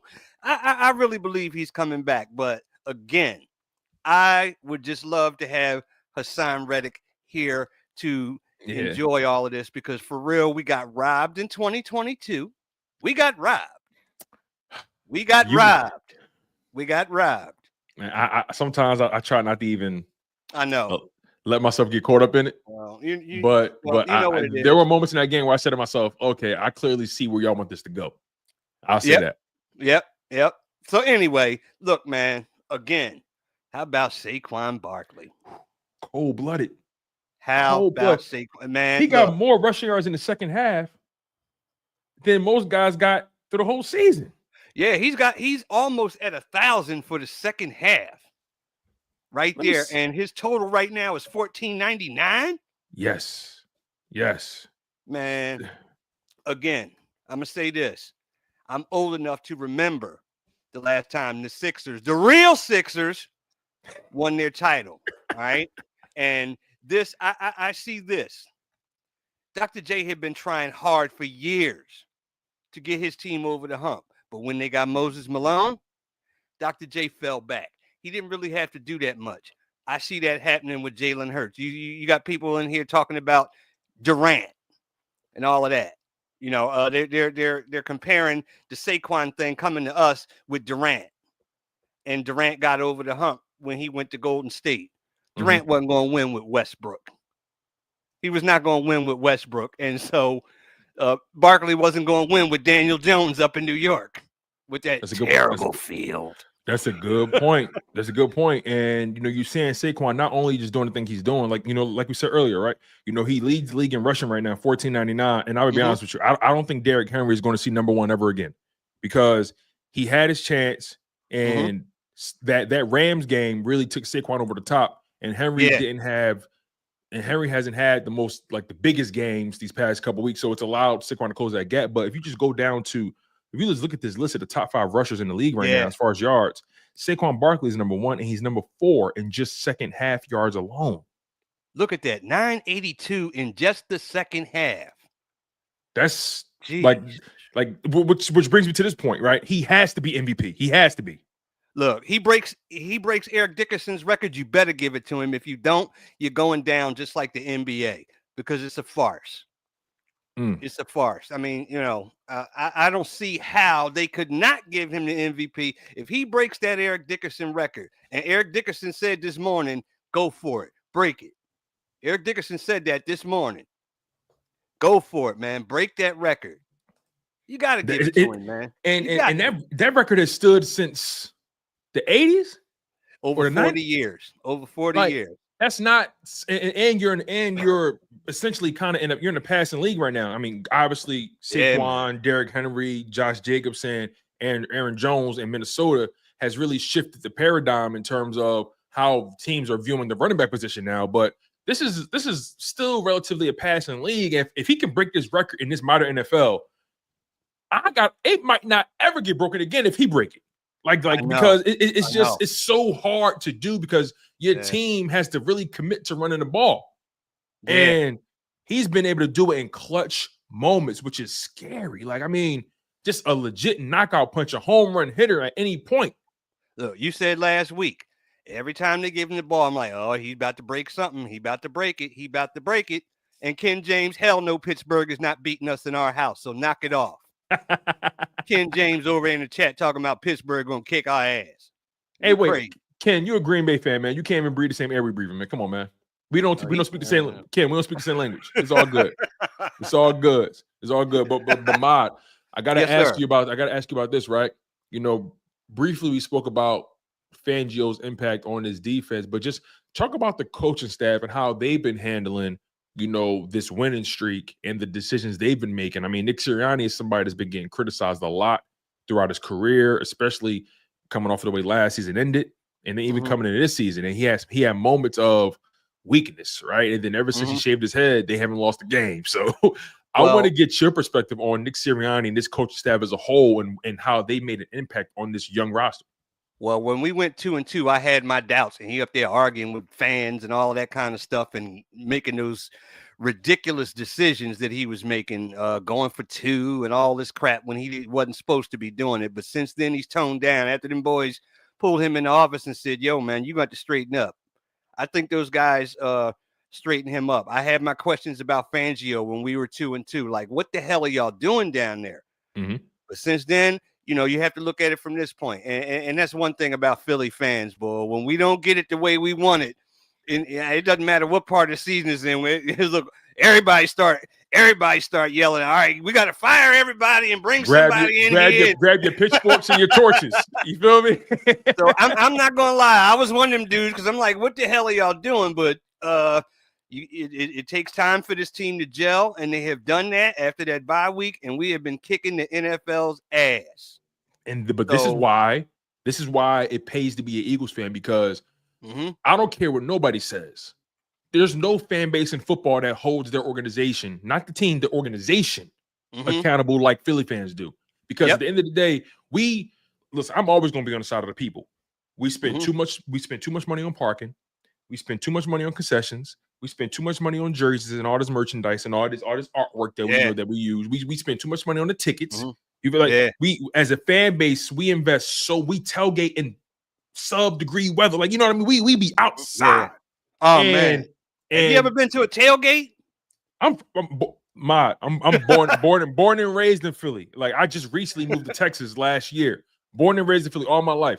I'm 29 years old. I'll be 30 this year. Tailgate, what? Philly tailgate, man. and the thing is, it's like a big family vibe, right? Everybody feed everybody. Everybody make sure everybody, drinking and feeling good, and music. Everybody throwing footballs around. Like, it's just a family affair when we out there. So, being an Eagles fan is just spectacular to me. Mike, sir. I really do appreciate you for showing love on the show the way you do, my friend. Any final words before I let you go? I want to give a shout out to my cousin Jason. He saw me last week, man. Oh yeah, shout out to Jason, man. Yeah, he's down there in Ravens country, man. But he bleed green though. He bleed green. Okay. He bleed green. So I want to give a shout out to him, Make sure he on the right side of things. You know what I mean? All right, yeah. Ken James, knock the BS off, because you're lying to yourself. All right, don't come in here with all that crap, man. You out of your mind. Y'all ain't winning. Y'all not winning sheep dip. I'll say that. Y'all ain't winning sheep dip, man. You better take that somewhere else. Oh, man. Go ahead with all that. Shout out to the OG, Mike, man. Yes, sir. Yes, sir. I really do appreciate you for showing love the way you do, man. All right, man. Go Birds. And I appreciate Birds. You. Take care, Mustard. Hey, Mustard.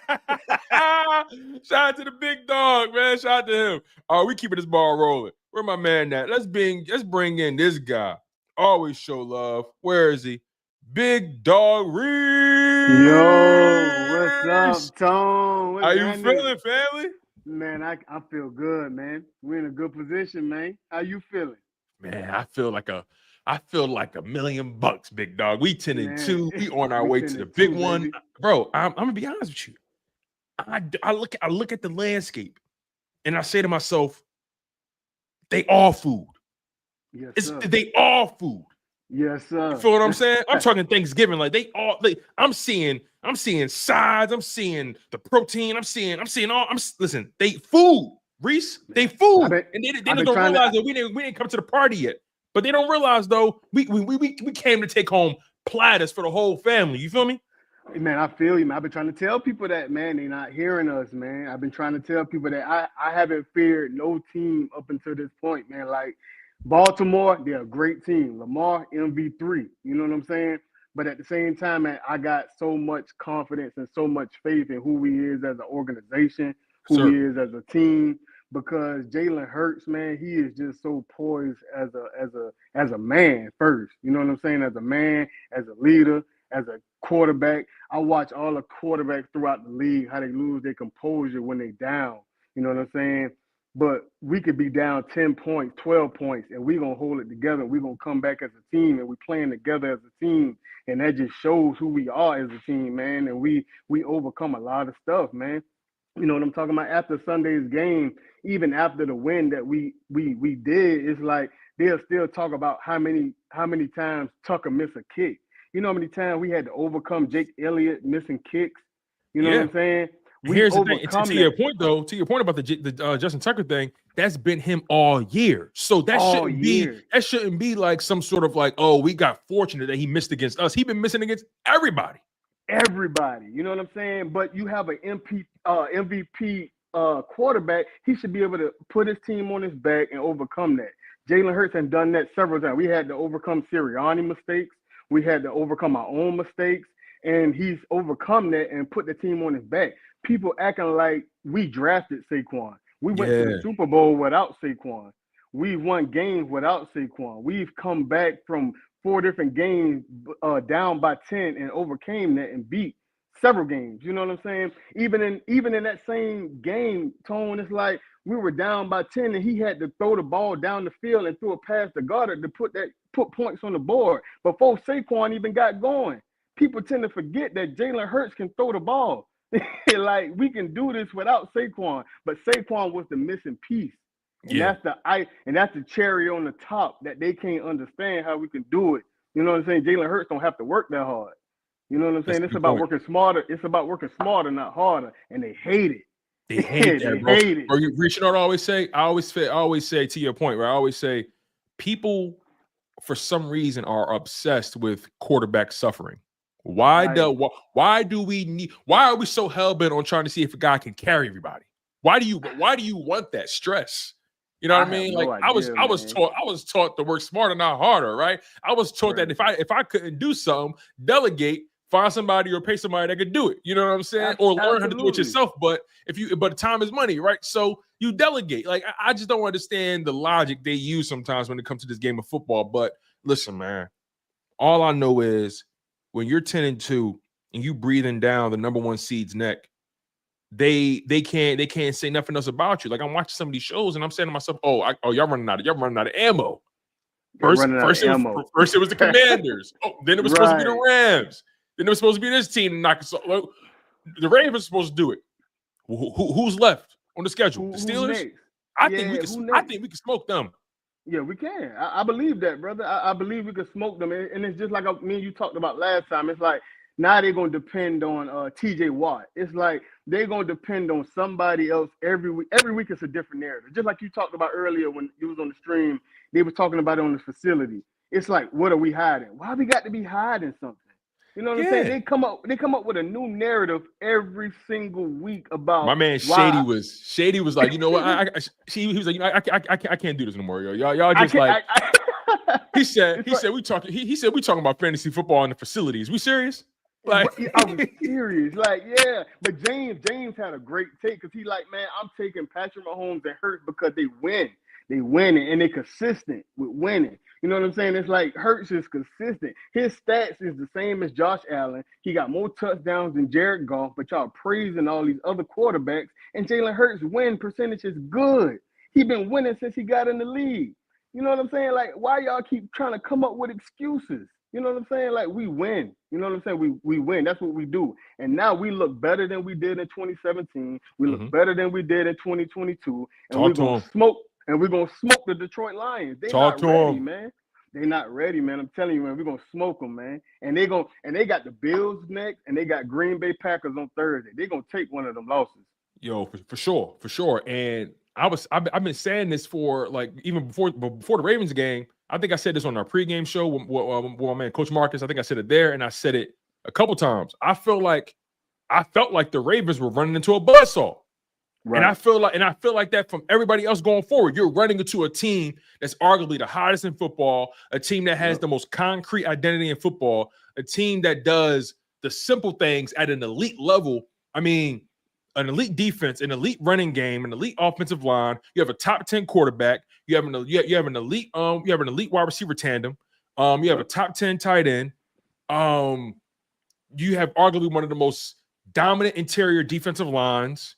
You had the 2 highest graded linebackers all season, according to Pro Football Focus.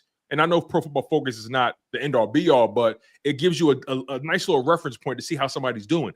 And Nakobe Dean and Zach Bond have been the highest graded linebackers all year long, right? You got two young rookie studs, and you got 2 young rookie blue chip players in Quinyon Mitchell and Cooper DeJean playing well above their rank. You feel what I'm saying? Yeah, for sure.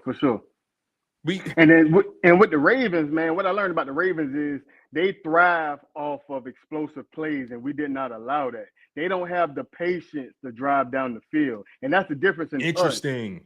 That's the difference in us. Jalen Hurts and them, they have a lot of patience.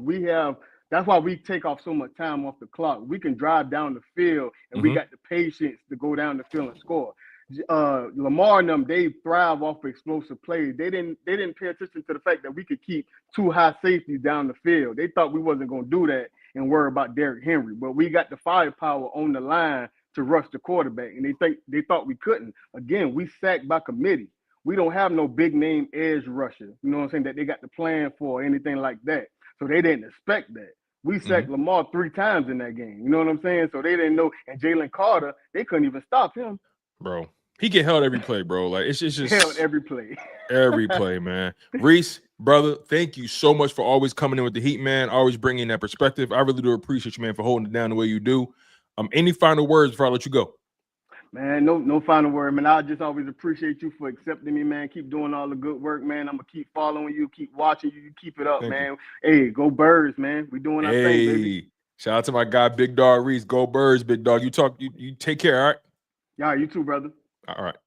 Shout out to my man Reese, man. All right, let's keep this ball rolling, man. We got 4 people left, and we're gonna close this thing out. All right, let's bring up my next person. Sean. Sean, you there, man?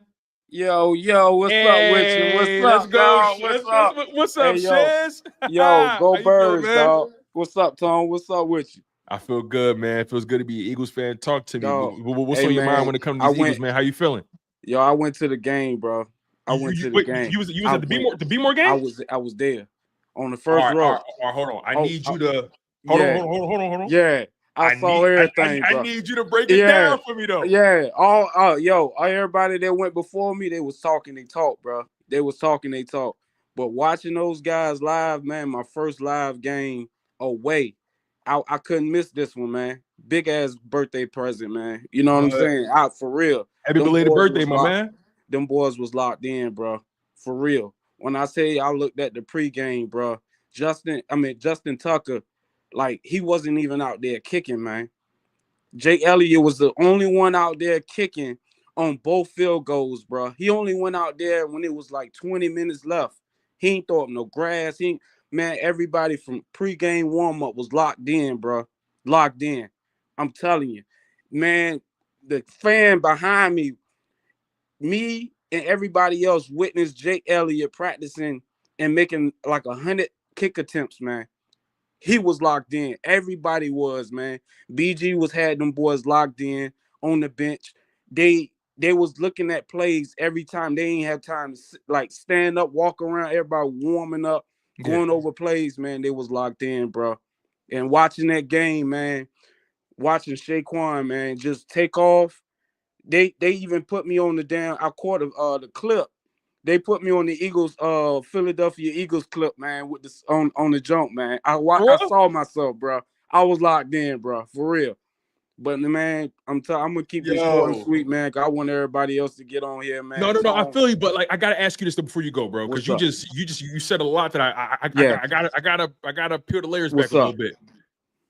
So you watching the pregame stuff, you know, you just seeing the attention to detail, right? Yeah. And walk me through the feeling you had when the Eagles went down 9-0, 9-0, and then walk me through the feeling that the Ops had when we took the lead and never gave it back. Hey, we took the breath out of the stadium, dog. When I tell you, when we stopped that man, and I was behind the defense. I was behind the defense bench. You know what I'm saying? I was on row 1, seat 7, man. For real. When I tell you, Jalen Carter acknowledged, I said, bro, you my hero, bro. You my hero. I want you to go out here and go crazy. He acknowledged me the whole game, bro. From the time that they stopped that man, dog, and they did that turnover, it was a wrap. It was a wrap. Like, they tried their best to get all loud and do all this other stuff, man. It was a wrap, bro. It was a wrap. The boy McCullum, when he almost got that pick, shout out to Vic, man. I'm telling you, he even gave the man high praise, bro. I'm talking about we doing all this winning, and we ain't even got our starters, bro, all the way healthy. Bro, And to your it's point, we ain't different. had Smitty for 2 games. Yeah, it's different. Smitty was out there practicing and everything, warming up, and then he took out physical science in college, bro. So he on his interview, his press conference, he said, I know a little something to get myself warmed up and stuff like that. But I'd rather make sure he's healthy, man. Even with Sidney Brown really came in the game too, man. You feel me? But just from everybody, man, from looking at it live, it was way different, dog. Now, It was way different. You see it live. Yeah. Now, last question for you, bro, before I let you go. What's up? You saw that offense live and you see that defense live from the Philadelphia Eagles. Yeah. When you see it in person, are they for real? They for real, bro. They for real. I ain't seen this team in person yet. Like bro said before me, man. I watched the facility thing, and then they come up with every scenario they can. But we've been doing this shit for a long time, bro. We shut all the haters up. They ain't got nothing to say. We hitting them on all platforms, bro. You know what I'm saying? It's crazy. All I can say is Philly stood up in there, man. Philly stood up in there. It was more green than purple in that gym, man. I'm telling you. We shut that shit down. Excuse my language. You good. We shut it down, bro. We shut it down. For real. We went in there with a mission, and we that knockout punch, that was it.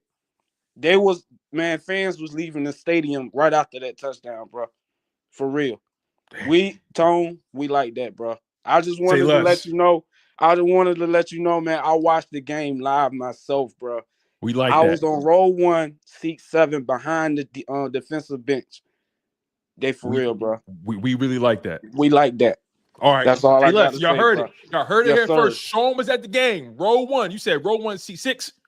Row seat 7. Seat 7. Seat 7. Y'all heard it here first. Yeah. He said he saw them in person. I saw him in person, bro. In that game. Against that quarterback, Lamar Jackson. Sir. Yes, he sir. said it for real. Yes, sir. Hey, for real. Yes, hey, listen, sir. that's all I needed. And then, man, even in the pregame warm-ups, bro, you really seen the guys out there, man. I'm talking about from the 90-minute pregame warm-up. Philly was out there, bro. Locked in, bro. It's for real, man. Tone, it's for real. It's for real. Listen, so yes, sir. I'm gonna be honest with you, bro. Before I let you go, my last word. What's up? I think we can do it. Yeah, I think we can win the big one. Yeah, it's so many storylines, bro. Even watching when Jalen Carter got picked up, and they was talking bad on him when he got drafted. They were talking about all the allegations he had in college and all this other stuff. Man, it's a lot of players on our team that got a lot to prove, bro. You know what I'm saying? Even from when Saquon told them, people out there, them guys out there scared of you, bro. You know what I'm saying? We bullied them, bro. We bullied them. And watching that Cooper DeJean tackle, oh my God. Oh my God. I know the stadium went I was up. on the 40-yard line, man. I was on the 40-yard line. They was doing this. They was doing their hands like this and stuff like that. I watched it live. Man, they was turning around like pipe down. Man, it was for real. It was for real. Man. I'm telling Sean, you, man. That tackle right there was crazy, bro. Sean. Shout out to you, Tone, man. Bro, thank you. Go Like Birds. seriously, Go like thank Birds. you. Thank you for coming on and bringing that perspective, man. Like being at the game is always good to hear people that actually saw it in person. Sean, thank you so much for showing love, for being here, man. I'm grateful for you, my guy. You take care, all right? All right, you too, bro.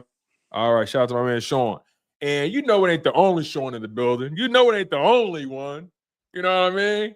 I gotta bring in my man Sean the GOAT, aka Shizzy the GOAT. What's up, Shiz? How you feeling, man? What's up? How you Listen, living? man, let's get to it, man. Let's get to it. What's on your mind with these Eagles? I need to hear that passion from you.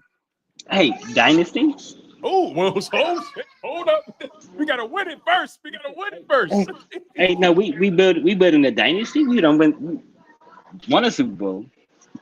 Went to a Super Bowl. Every year we going to the playoffs. Come on now. Hey. And right now, Number one defense in the league. Come on now. We building, man. And we young. Come on now. And we young, athletic, number one defense, number one run game. I mean, let's stay on that defense, right? I mean, I'm looking at this defense and I'm saying to myself, yo, why do I feel like they can get better? They can. They just now learning. That's the scary part, though. They just gelled. Stop. So hey, I'm listening. Yes. So I gotta ask you, right? Yeah. When you look at this defense, right? What's the number one thing that stands out to you about this defense, right? I mean, you can go. You got a lot of different angles to take it, but what stands out the most to you about this defense? IQ. Ooh, IQ. Break that down. IQ in every aspect of it. Fundamentals, tackling, knowing where to be and how to be there, being right there at the right moment. Right. You seen it in the Ravens game. The pass rush got better after the first drive. Yeah, to your point, that's a good point because, like, you know, what I noticed is that, you know, see when you play a quarterback like Lamar Jackson, you can't be sack hunting. You gotta clog those lanes and kind of direct traffic and make sure he don't break your back. You feel what I'm saying? Yeah, you gotta rush an alignment, stay in your lane. Yeah, and it takes so much discipline to play a quarterback like that. And this team is young, and you just see the strides they're making week after week, and the young guys are learning, and they're learning fast. Definitely, man. Hey, I've been locked in for your channel since for a while now, man. Yo, LB, I listen to LB every day. My son with the bullies going crazy. you, I listen to you every day as well, my man. You doing your thing. Your thing. Sean, thank you so much. That means a lot to me, man. I gotta give a shout out to LB. Like, you know, I first found out about LB, you know, watching Lunchtime with the Bullies one day, and I'm like, yo, who is this boy? This boy going 8. He going crazy. This joint, like, he give you that feeling. He put that battery in your back. So. Yeah, man, and you know, bro, like I gotta ask you this, man, before because I know you got a lot going on, and I'm gonna hold you up, and I know you waited a while, so I gotta ask you this, man. Like when you think about what Saquon Barkley has brought to the Philadelphia Eagles and how he's elevated Jalen Hurts, he's elevated everybody else around him, right? This offensive line, is there really anybody that you even have a feeling of? Okay, they could probably give us a rough day. No, to be honest, because once you start in the trenches, and our trenches is crazy, man. Our offensive line is crazy. Once you start there, can't nobody stop it. Can't nobody stop it. Bro, I agree with you 100%, man. Lane Johnson, Jordan Mailata, crazy. Cam Jurgens, Mekhi Becton. Yo, he need to get signed. I like him, bro. The big ticket. I like ball, man. Hey, I'm not. Hey, I was driving up from work thinking. I'm like, I don't know how we gonna do it, but he needs to sign Mekhi Becton. He need to sign Zach Bond. He need to sign Milton Williams. Ooh, who was the other one? I think Reed Blankenship coming up too. I think, but I like Reed. But I feel like we could replace Reed though. To be honest, I hear you on that. You know, and then you know he got a lot of young contracts coming up too. Like eventually you're gonna have to decide. You know what you're gonna do with Jordan Davis, and then obviously you know Jalen Carter a couple years down the line, whatever it may be. But you know, the near future, I think Mekhi, Zach, and Milton. I think you got to resign Zach Bond for sure. I think that goes without saying. You got to bring him back. 100%. For sure. 100%. Sean, thank you so much for being patient. Brother, for showing love, man. My brother. Hey, let me get a wrench. So typically what I do with the wrenches is I give them to people who donate to the channel. That's typically what I do. That's typically what I do. Now that's not me trying to muscle you. That's just typically what I do. No. Respect, you know what I'm saying? Respect. Yeah. So and again, even if it's a 99-cent donation, whatever it is, I always give people a wrench, bro. You know what I mean? So that's just how I do it. The next live, I'm on it. Brother. Hey, bro. I appreciate that once again, man. It's always love. You always got a home here, my guy. Thank you. biggest Maryland Eagle out here, man. Come on. Hey, I love it. I love it. Shout out to you, man. Holding it down in the DMV, bro. Yes, Shout out to sir. you. I appreciate you, man. You take care. All right. All right now. All right. That was fly, man. Shout out to Sean. Shout out to Sean to go. Let's keep this joint going. All right. All right. Next up, we got who we got? Okay, we got Fanny. Is Miss Fanny available? Miss Fanny. Hello. I'm so sorry. I still got on. I just walked in the house from work. I still got my hat on. Listen, you good. My work badge. Good. You all good. I know you've been waiting a while. And I appreciate you being patient. But let's get right to it. I mean, what a game! What a game! What a game! Tell me how you was feeling throughout that game on Sunday. Edgar Allan Poe is rolling over in his grave. The Raven. I like what you did. I like what you did with that. I like that. Edgar Allan Poe is rolling over in his grave. And you know they say heavy is the head that wears the crown. Well, the crown got too heavy for the king on Sunday, and we had to dethrone him of it. Oh, I love it. I'm just saying. It's funny. He was, going into that game, you knew Saquon Barkley, Derrick Henry, those guys have been at the top of the league, and it was just a matter of time of who's going to take over the game, man. There were moments where you thought Derrick Henry was he was gathering some steam, but then they got away from him. And then they start passing the ball. And then the Eagles. And I love King Henry. He's built by Bama. I love him. He's built by Bama. But you know what? They hyped up the Ravens and built doubt up for the Eagles. They did. And that goes a long way with a team that knows they're way better than what people are giving them credit for. And they just go out there and prove it. Yep. And I think they did that because now, they're just sitting around waiting for the other shoe to drop as far as us because they have nothing else to say bad about us. They're just waiting for the other shoe to drop so they can say, I told you so. That's what they're doing. That's a good point. That's a good point. That's what they're waiting on. Just like last year, a replica of last year. That's what they're waiting on. But I hate to say it, we're not going that route. That's just like breaking into an empty house. We don't live there no more. That's breaking into a house. Keep talking about our past. Keep bringing up our past. We don't live there no more. We're going to show all of you guys. We're going to show all of them wrong. With what we got now, see, Saquon is our X factor. Remember that scenario I told you the last time about David and Goliath? Well, they didn't see it. The Ravens didn't see us coming. But why not, Fanny? That's my problem. Like, I don't understand how people don't see us coming. Like that's what's throwing me off a little bit. And I don't mind being underdog. But if anybody's been watching football, this Eagles team has been they've been on the rise every single week. And like, are you like do you believe that the Ravens kind of came into that game underestimating what we've done? I think that they are, and they're taking this as a joke because of what happened last year. They bring in all of that. They think you know what happened to last year? They got the 10-1 and they fell off the wagon. Okay, keep taking this as a joke. Don't see us coming. We're going to knock you flat right on you. I don't curse, but we're going to knock you flat right on you. But keep taking this as a joke. We're just going to steamroll right on over you. And we're just going to sneak right on into the playoffs. It's check bins right on everybody in our way. I'm just saying we are. But keep fueling that energy on us. Keep fueling that. Keep talking about our past. I'm just telling y'all, they wanted Jalen Hurts to do all of this, saying he needs to manage the game. So what? He throws for under 120 passes. So what? One turnover, not including interception, one turnover in 8 games. He had less than 120 passes this game.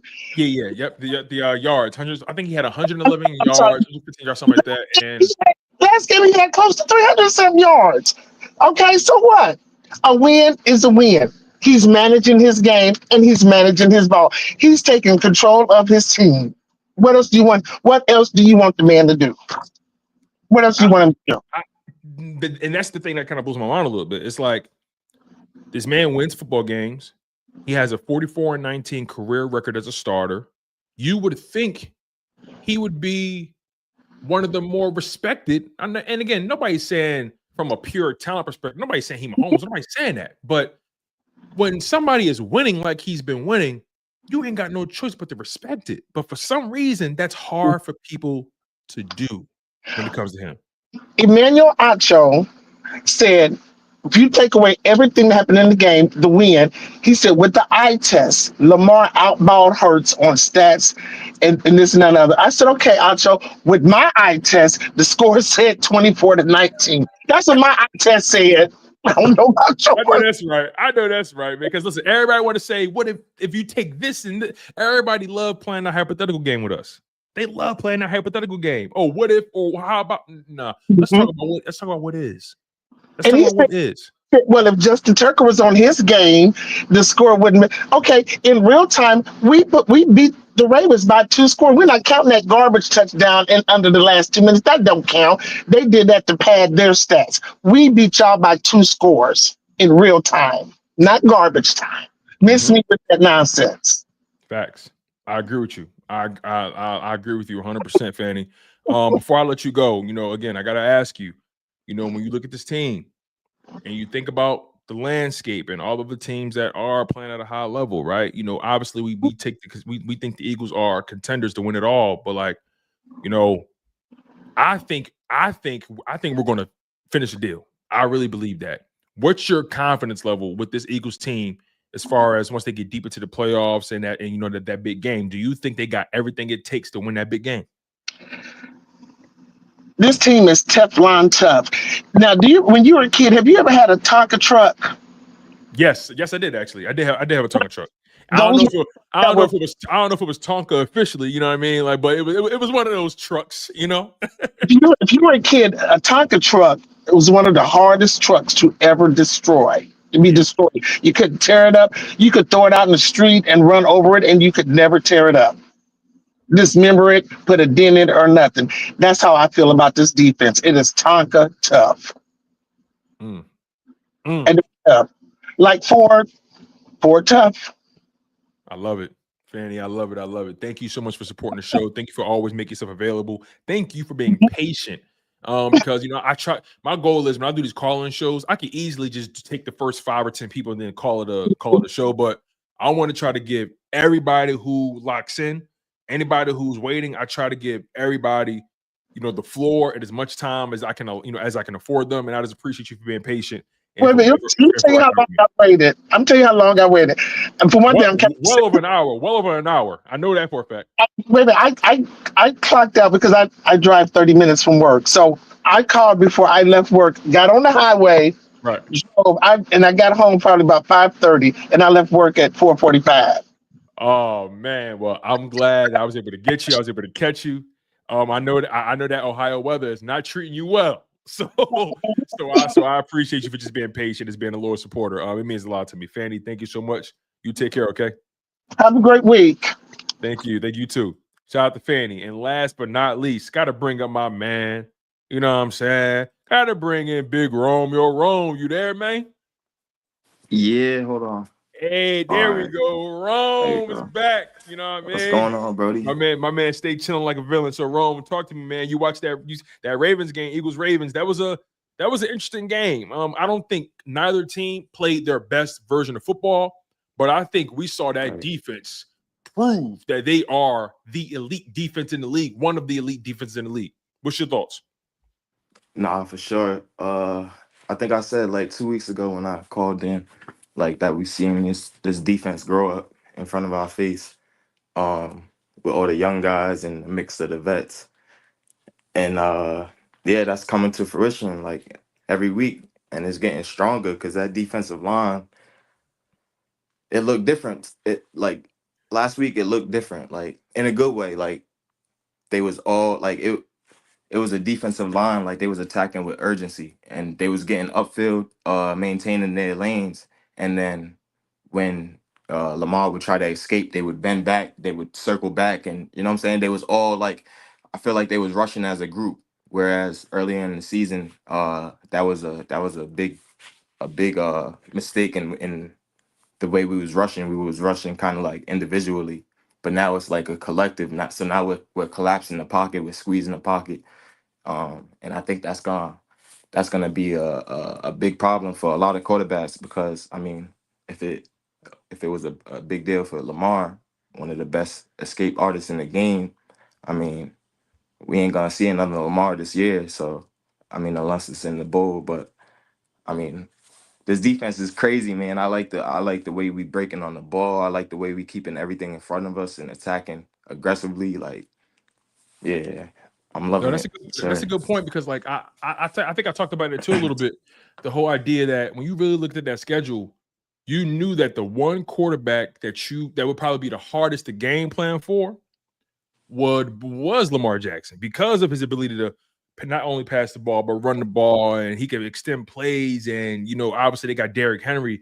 Like that, it for Hmm. me, if I had any concerns, it was just how are we going to fare, just making sure he doesn't break our back every third and short or every third and long. Like he's the kind of Right. quarterback where it's like, yeah, you could have him 3rd and 14, but if you're not paying attention, he'll Hmm. get you. So give me your thoughts on just And how that's they not to how they cut you off, game but plan like for him. that's Are you good? Go ahead. not to cut you off, but like that's always been a chink in the Eagles defense, like throughout history is those mobile quarterbacks. You know what I'm saying? They've Yes. always been like, you know what I'm saying, the chink in our armor. So like to see that, like we're becoming stronger against that with a young group and a young defensive line with Jalen Carter leading the pack, because he's an immovable object, bro. Mm, mm. So it's like, yeah. But what was your question? I But kind yeah, of. basically, I wanted to ask you, like, with the Lamar Jackson and Derrick Henry combo, it's like, that's a hard thing to game plan for, no matter who it is. So I got to ask you, like, when you think about how Fangio and his defense handled those guys, right? Just what was your perspective on just the game plan and how they executed it? Against Lamar and Henry. Yes. Yep. Um, I think the game plan was simple. I think it was like I think it was gap assignment. Like you had to be gap Mm, sound in your gap assignments. Um, up front, I feel like that's where it starts. I'm always gonna say the same thing. Like when it comes to football, it starts in the trenches. yeah. So when you're able to control that defense, for an example, when Jalen Carter tackled Flowers in the backfield, like he Good. Yeah, didn't it's a he, good he point. didn't get confused with the flow of the offensive line. You know what I'm saying?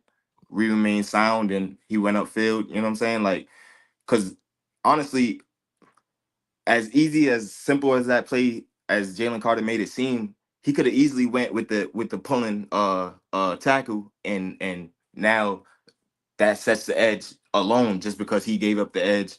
You know what I'm saying? And now Flowers is on the edge and he got one man to beat. So that was a big play, potentially, if he didn't make that play. So it's Facts. just little simple things like that, little intricacies in the game like that we're doing consistently now. And when it comes to the linebackers, that's just an extension of the line. And they're Zach Bond is super intelligent. Bro. So he's reading everything, and he's reacting fast. And that doesn't go unnoticed, because a slight misstep or a slight, you know what I'm saying, that's all it takes for someone to be open, or for a big play to pop. You know what I'm saying? So I think that rubbed off on Nakobe too, because Mm. he looks totally different. Like he's always been playing fast, but now I think he's capitalizing on his footsteps, Rome, you on his to his something. his You his on reads. You know you what I on to mean? something because like what you're seeing a defense that's not thinking anymore. They're Right. just it's almost like they Instinct. mastered it so much they just reacting now. It's just reading, react. And that's huge.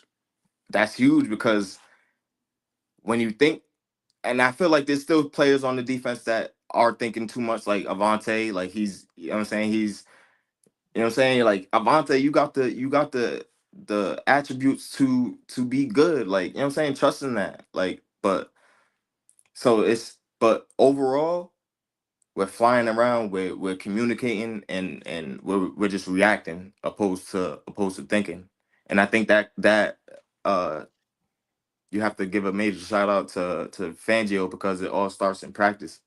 If you execute throughout the week, that just makes the game, you know what I'm saying? Whereas you could just react. Now you could just use your natural God-given abilities to just fly around. On the defensive side of the ball, that's a major thing. That's a good point. And then, just going to the offensive side, right? And Mm-hmm. we could start to close it on this. Like, it's just when you look at that offense and just, some people criticize the Eagles for not having a top 10 pass offense with all these weapons, and because they run a lot and things of that nature, or they they want to minimize Jalen Hurts to just being a game manager and whatever it may be. And it's like, my thing is, for one, when you got this amount of talent on your team, the last thing you need is an ego. And you seeing guys like That's a Jalen great Hurts, point. AJ Brown, Devontae Smith, you seeing all these guys say, yo, we got Saquon in the back. Like, you got to feed that. You can't get so caught up on, we're not passing the ball. You got to feed that man. That's a one hit quitter. That's a knockout punch. That's a generational talent. That's a generational talent. And when you recognize that, like you seeing a guy like AJ Brown saying, like, listen, I played with Derrick Henry before, so I know what it's like when you got a guy that good, and you may not get the targets, but when you get them, you feel more inclined to make something happen, and you want to make the most of your opportunities. And that's why you see with AJ Brown, every time he touches the rock, it seems like he's trying to take it to the crib. What I mean? Like, it's not easy being in the position that Jalen Hurts is in. And they talk about it as if like it's just like a given or whatever. Like, he has to accept his role in this machine. Right. And he still has to at the same time take advantage of the plays throughout the air. Because if that doesn't work, now they could just go all in on our run game. You know what I'm saying? But Jalen Hurts still making them play honest with his arm, and regardless his legs. if you like the volume of passes or his where he may miss here and there, and you know what I'm saying, regardless of all of that, he'll still make up for it with his legs. And it don't matter how he gets it done, Jalen Hurts really does get it done. And I had to get over that myself because Nick Foles is my guy. You know what I'm saying? I love Nick Foles, bro. And he's been my guy before we won the bowl. I feel like he should have been our franchise quarterback after Vic. And that's on everything I love. If my brother was here, he'll tell you the same thing. I probably got tweets from back then talking about that. But so I was so accustomed to that style of quarterback, you know what I mean? But Jalen Hurts, like I said, he can still heat up. He's streaky, you know what I'm saying? Yeah. But he's a baller. So he's a hooper. So, you know what I'm saying, when the game gets going, when it gets tough, you know what I'm saying, like he's shown time and time again, you know what I'm saying? He got the composure to make the play. He's gonna make the play. And that's the thing. That's the thing I appreciate about him the most, right? And this will be my last point on him. I just feel like I trust him to make the play. Like that's something that you can't that shouldn't be overlooked, right? Like how many times has he ran for the first down and picked up more than the first down, or had to fight for that first down, was hopping dudes on his leg, and he's just strong as shit. Just, you know what I mean? Like he, stretching out, like he's done it time and so that just shows me he got the wherewithal to get it done. Facts. You know what I'm saying? He got that mental fortitude. You know what I'm saying? He got the body. I feel like he got the arm. He could really make every pass in the game. It's just, it may be inconsistent at times. You might see it in the first quarter and third and fourth, or the fourth. He might just explode. You know what I'm saying? But he'll get it done. He'll make plays in the second quarter. That's vital to the game and the outcome, because a lot of people don't take his big plays into context and how that shifts the game. You know what I'm saying? Because good and bad plays, that really controls the narrative of the game. You know what I'm saying? I agree 100%. So yeah, that's how I feel about Jalen. Like I'm confident and comfortable with him getting it done however way it looks at the end of the day. Rome, thank you. Yeah, for For sure, one being buddy. patient, man. For being patient. I think there's 2 weeks in a row. You was the last caller, but again, you always bring that perspective that that ties up the show perfectly because Hey, at the that's end of my the day. role. I'm a six man, or Hey, you know what I'm saying. I'll Like take it. that's my role. I'm gonna be the last caller. You know what I'm saying? Forever now. You know what I mean? That's Oh how we man, gonna I rock. appreciate you, Rome. Thank you. Thank you for the love, bro. Thank you for supporting the Yes, show as sir. always, my guy. You know it's love when you come on. You take care, all right? All right, Brody. You stay smooth. You know what I mean? For sure, man. I appreciate you. Shout out to Rome, man. That's my guy. Shout out to Rome. You guys, that was a hell of a call-in show, y'all. That was fun. We've been live for 2 hours and 20 minutes. Thank y'all so much for locking in. Let me get to these super chats though, because I know a lot of you guys donated, and I'm so grateful for that. And the last thing I want to do is take that for granted, man. And my dad is in the building. My dad, he said, like I always says, son, feed the beast. Saquon Barkley is not human. He's not fucking human. Oh my God. Every time Saquon Barkley go off, right? It kind of reminds me of that scene from Breaking Bad when Jesse, I forgot who he was talking to, but I think Walt did something. And then Jesse was like, he can't keep getting away with it. He can't keep getting away with it. Yo, Saquon Barkley is a problem. Shout out to my dad, Antonio DeShields Sr., man. This is my OG, man. Dad, it was so good seeing you over the holiday. It was so good watching the game with you and the crew and just being able to experience that win, that signature win. That was a big, man. And I'm just grateful for you guys for locking in on the show. You guys saw my dad on the live stream. Man, we was turned in that joint. You feel me? So thank y'all so much for just showing love. Let me get to these super chats, y'all. Let me get to these super chats. Oh, man. Let me get to these super chats. All right. So, all right. AMHC with the $2 super chat says, amazing guest, bro. Thanks for the content. Go Birds. AMHC, thank you so much for the love. Thank you, man. It's the power of the people. It's the power of the people, man. Chaotic Green with the $5 super chat. He said, hero ball, end quote, was the main problem for people last year, doing it all himself. Now he ain't doing enough. Crazy, bro. Exactly. Great point, Chaotic. Great point. Everybody talked about, oh, Hurts has to stop playing hero ball. He got to let his, he got to trust his weapons. Okay, now he trusted his weapons. All of a sudden, he getting carried. You can't win. He can't win. So it's a great point, Chaotic. Great point.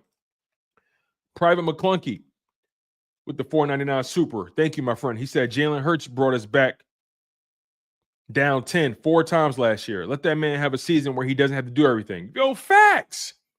Facts, yo. I'm with you 100%. 2022, he was the man. 2023, he was the man. And like, come on, man. Like, it's crazy. I'm Private McClunky. I'm so with you on that, bro. They want like they're so obsessed with quarterback suffering. It's the weirdest thing in the world. Dana Scott with the $10 super chat. Thank you, Dana. She says, Tone, you are doing a great job. We rock with you the long way. I've been tuned in since you were with Jacob. Glad you're no longer over there, by the way. Keep doing your thing. Fly goes fly. Dana, thank you so much for your support. Thank you for showing love, and thank you for following me as I build this platform, and I wouldn't be here without you guys. So I'm grateful for you guys, and it means a lot. So thank you for the support, Dana. Let's get to the next one. Chaotic Green back again. He said, hey, yo, Janaea might have to call in on the link up. Yo, Janaea is vicious. Janaea is one of one. I appreciate Janaea when she come on because she always bring that heat. She got that Philly fire in her. You know what I mean? Shout out to her. Michael McClain with the $20 donation. Thank you, Michael McClain. I hope you're still in the live chat. I don't want you to ever think that your super chat went unnoticed or goes unnoticed. Michael, thank you so much for the love. He says, go Birds. Go Birds. Shout out to my man, Michael McClain. Hope you're still here. Cody, my man Cody with the $5 super chat. He says, Tone, I was backstage and accidentally tabbed out. Hope you do some more of these, big dog. Bro, for sure. For sure. So what I'm going to do going forward, I'm going to do a call-in show. I want to say the day after, either Monday or Tuesday after the game. We're going to do that. Win or lose, we're going to do the call-in show. So, we're getting into the we're getting into the final leg of the season, right? And now we're still going to start talking about playoff positioning. So I want to hear from you guys as we get deeper into this thing. So, Cody, thank you for donating to the show. And thank you for being patient. Next time I do the call-in show, I'll definitely make sure to bring you on, my guy. Okay, and last but not least, my man Benjamin Moore in the building with the $2 super chat. He said, "Yo, Tone, hook your boy Sean up. I got him, bro. I gotta find his name in here. I don't know if I can find it, but what I'll do is, and thank you for the super chat, B Moore. I really do appreciate you, man. And shout out to Sean, both Sean's, man. Shout out to Sean and shout out to Sean the GOAT. I appreciate y'all, man. So this is what we're gonna do. Because I want to try to show as much love as I can to you guys while I got you guys here, right? So this is what we're gonna do. We're going on. Let me see here. Let me see. Okay, so yeah, like I said, man, if I can find Sean in here, I'll definitely give him the wrench courtesy of B More. You know, I'll definitely do that. You see, what I do is, I don't like just giving them out because I don't want people to take advantage of them. When I see people donate to the channel, that's a signifier to me that, okay, they're a serious supporter. Not saying that people who don't donate aren't serious supporters, but, when it comes to a wrench, you have the power to mute people, block people, ban people, all that kind of stuff. So I try to be very careful with who I give them to. And I try to make sure if I do give them out, that person earned it. You get what I'm saying? So that's pretty much how I handle it. But regardless, though, I appreciate all of you guys who lock in, all the love, all support, all the donations.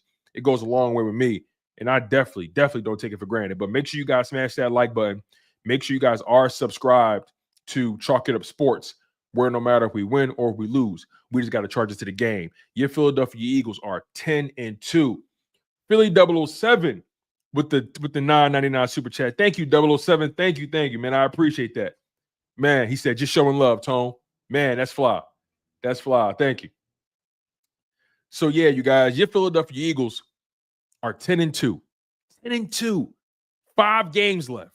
I'm telling you, we could run the table. We can run the table. And I believe we can smoke anybody. We can put anybody in that backwood and roll it up. You feel what I'm saying? Like, I'm telling you, believe it. We going all the way. We winning it all. Believe it. And it's straight like that. I've been your humble host, Tone DeShields II. You guys have been locked in on Chalk It Up Sports, where no matter if we win or if we lose, we just got to charge it to the game. Fly Eagles fly, y'all.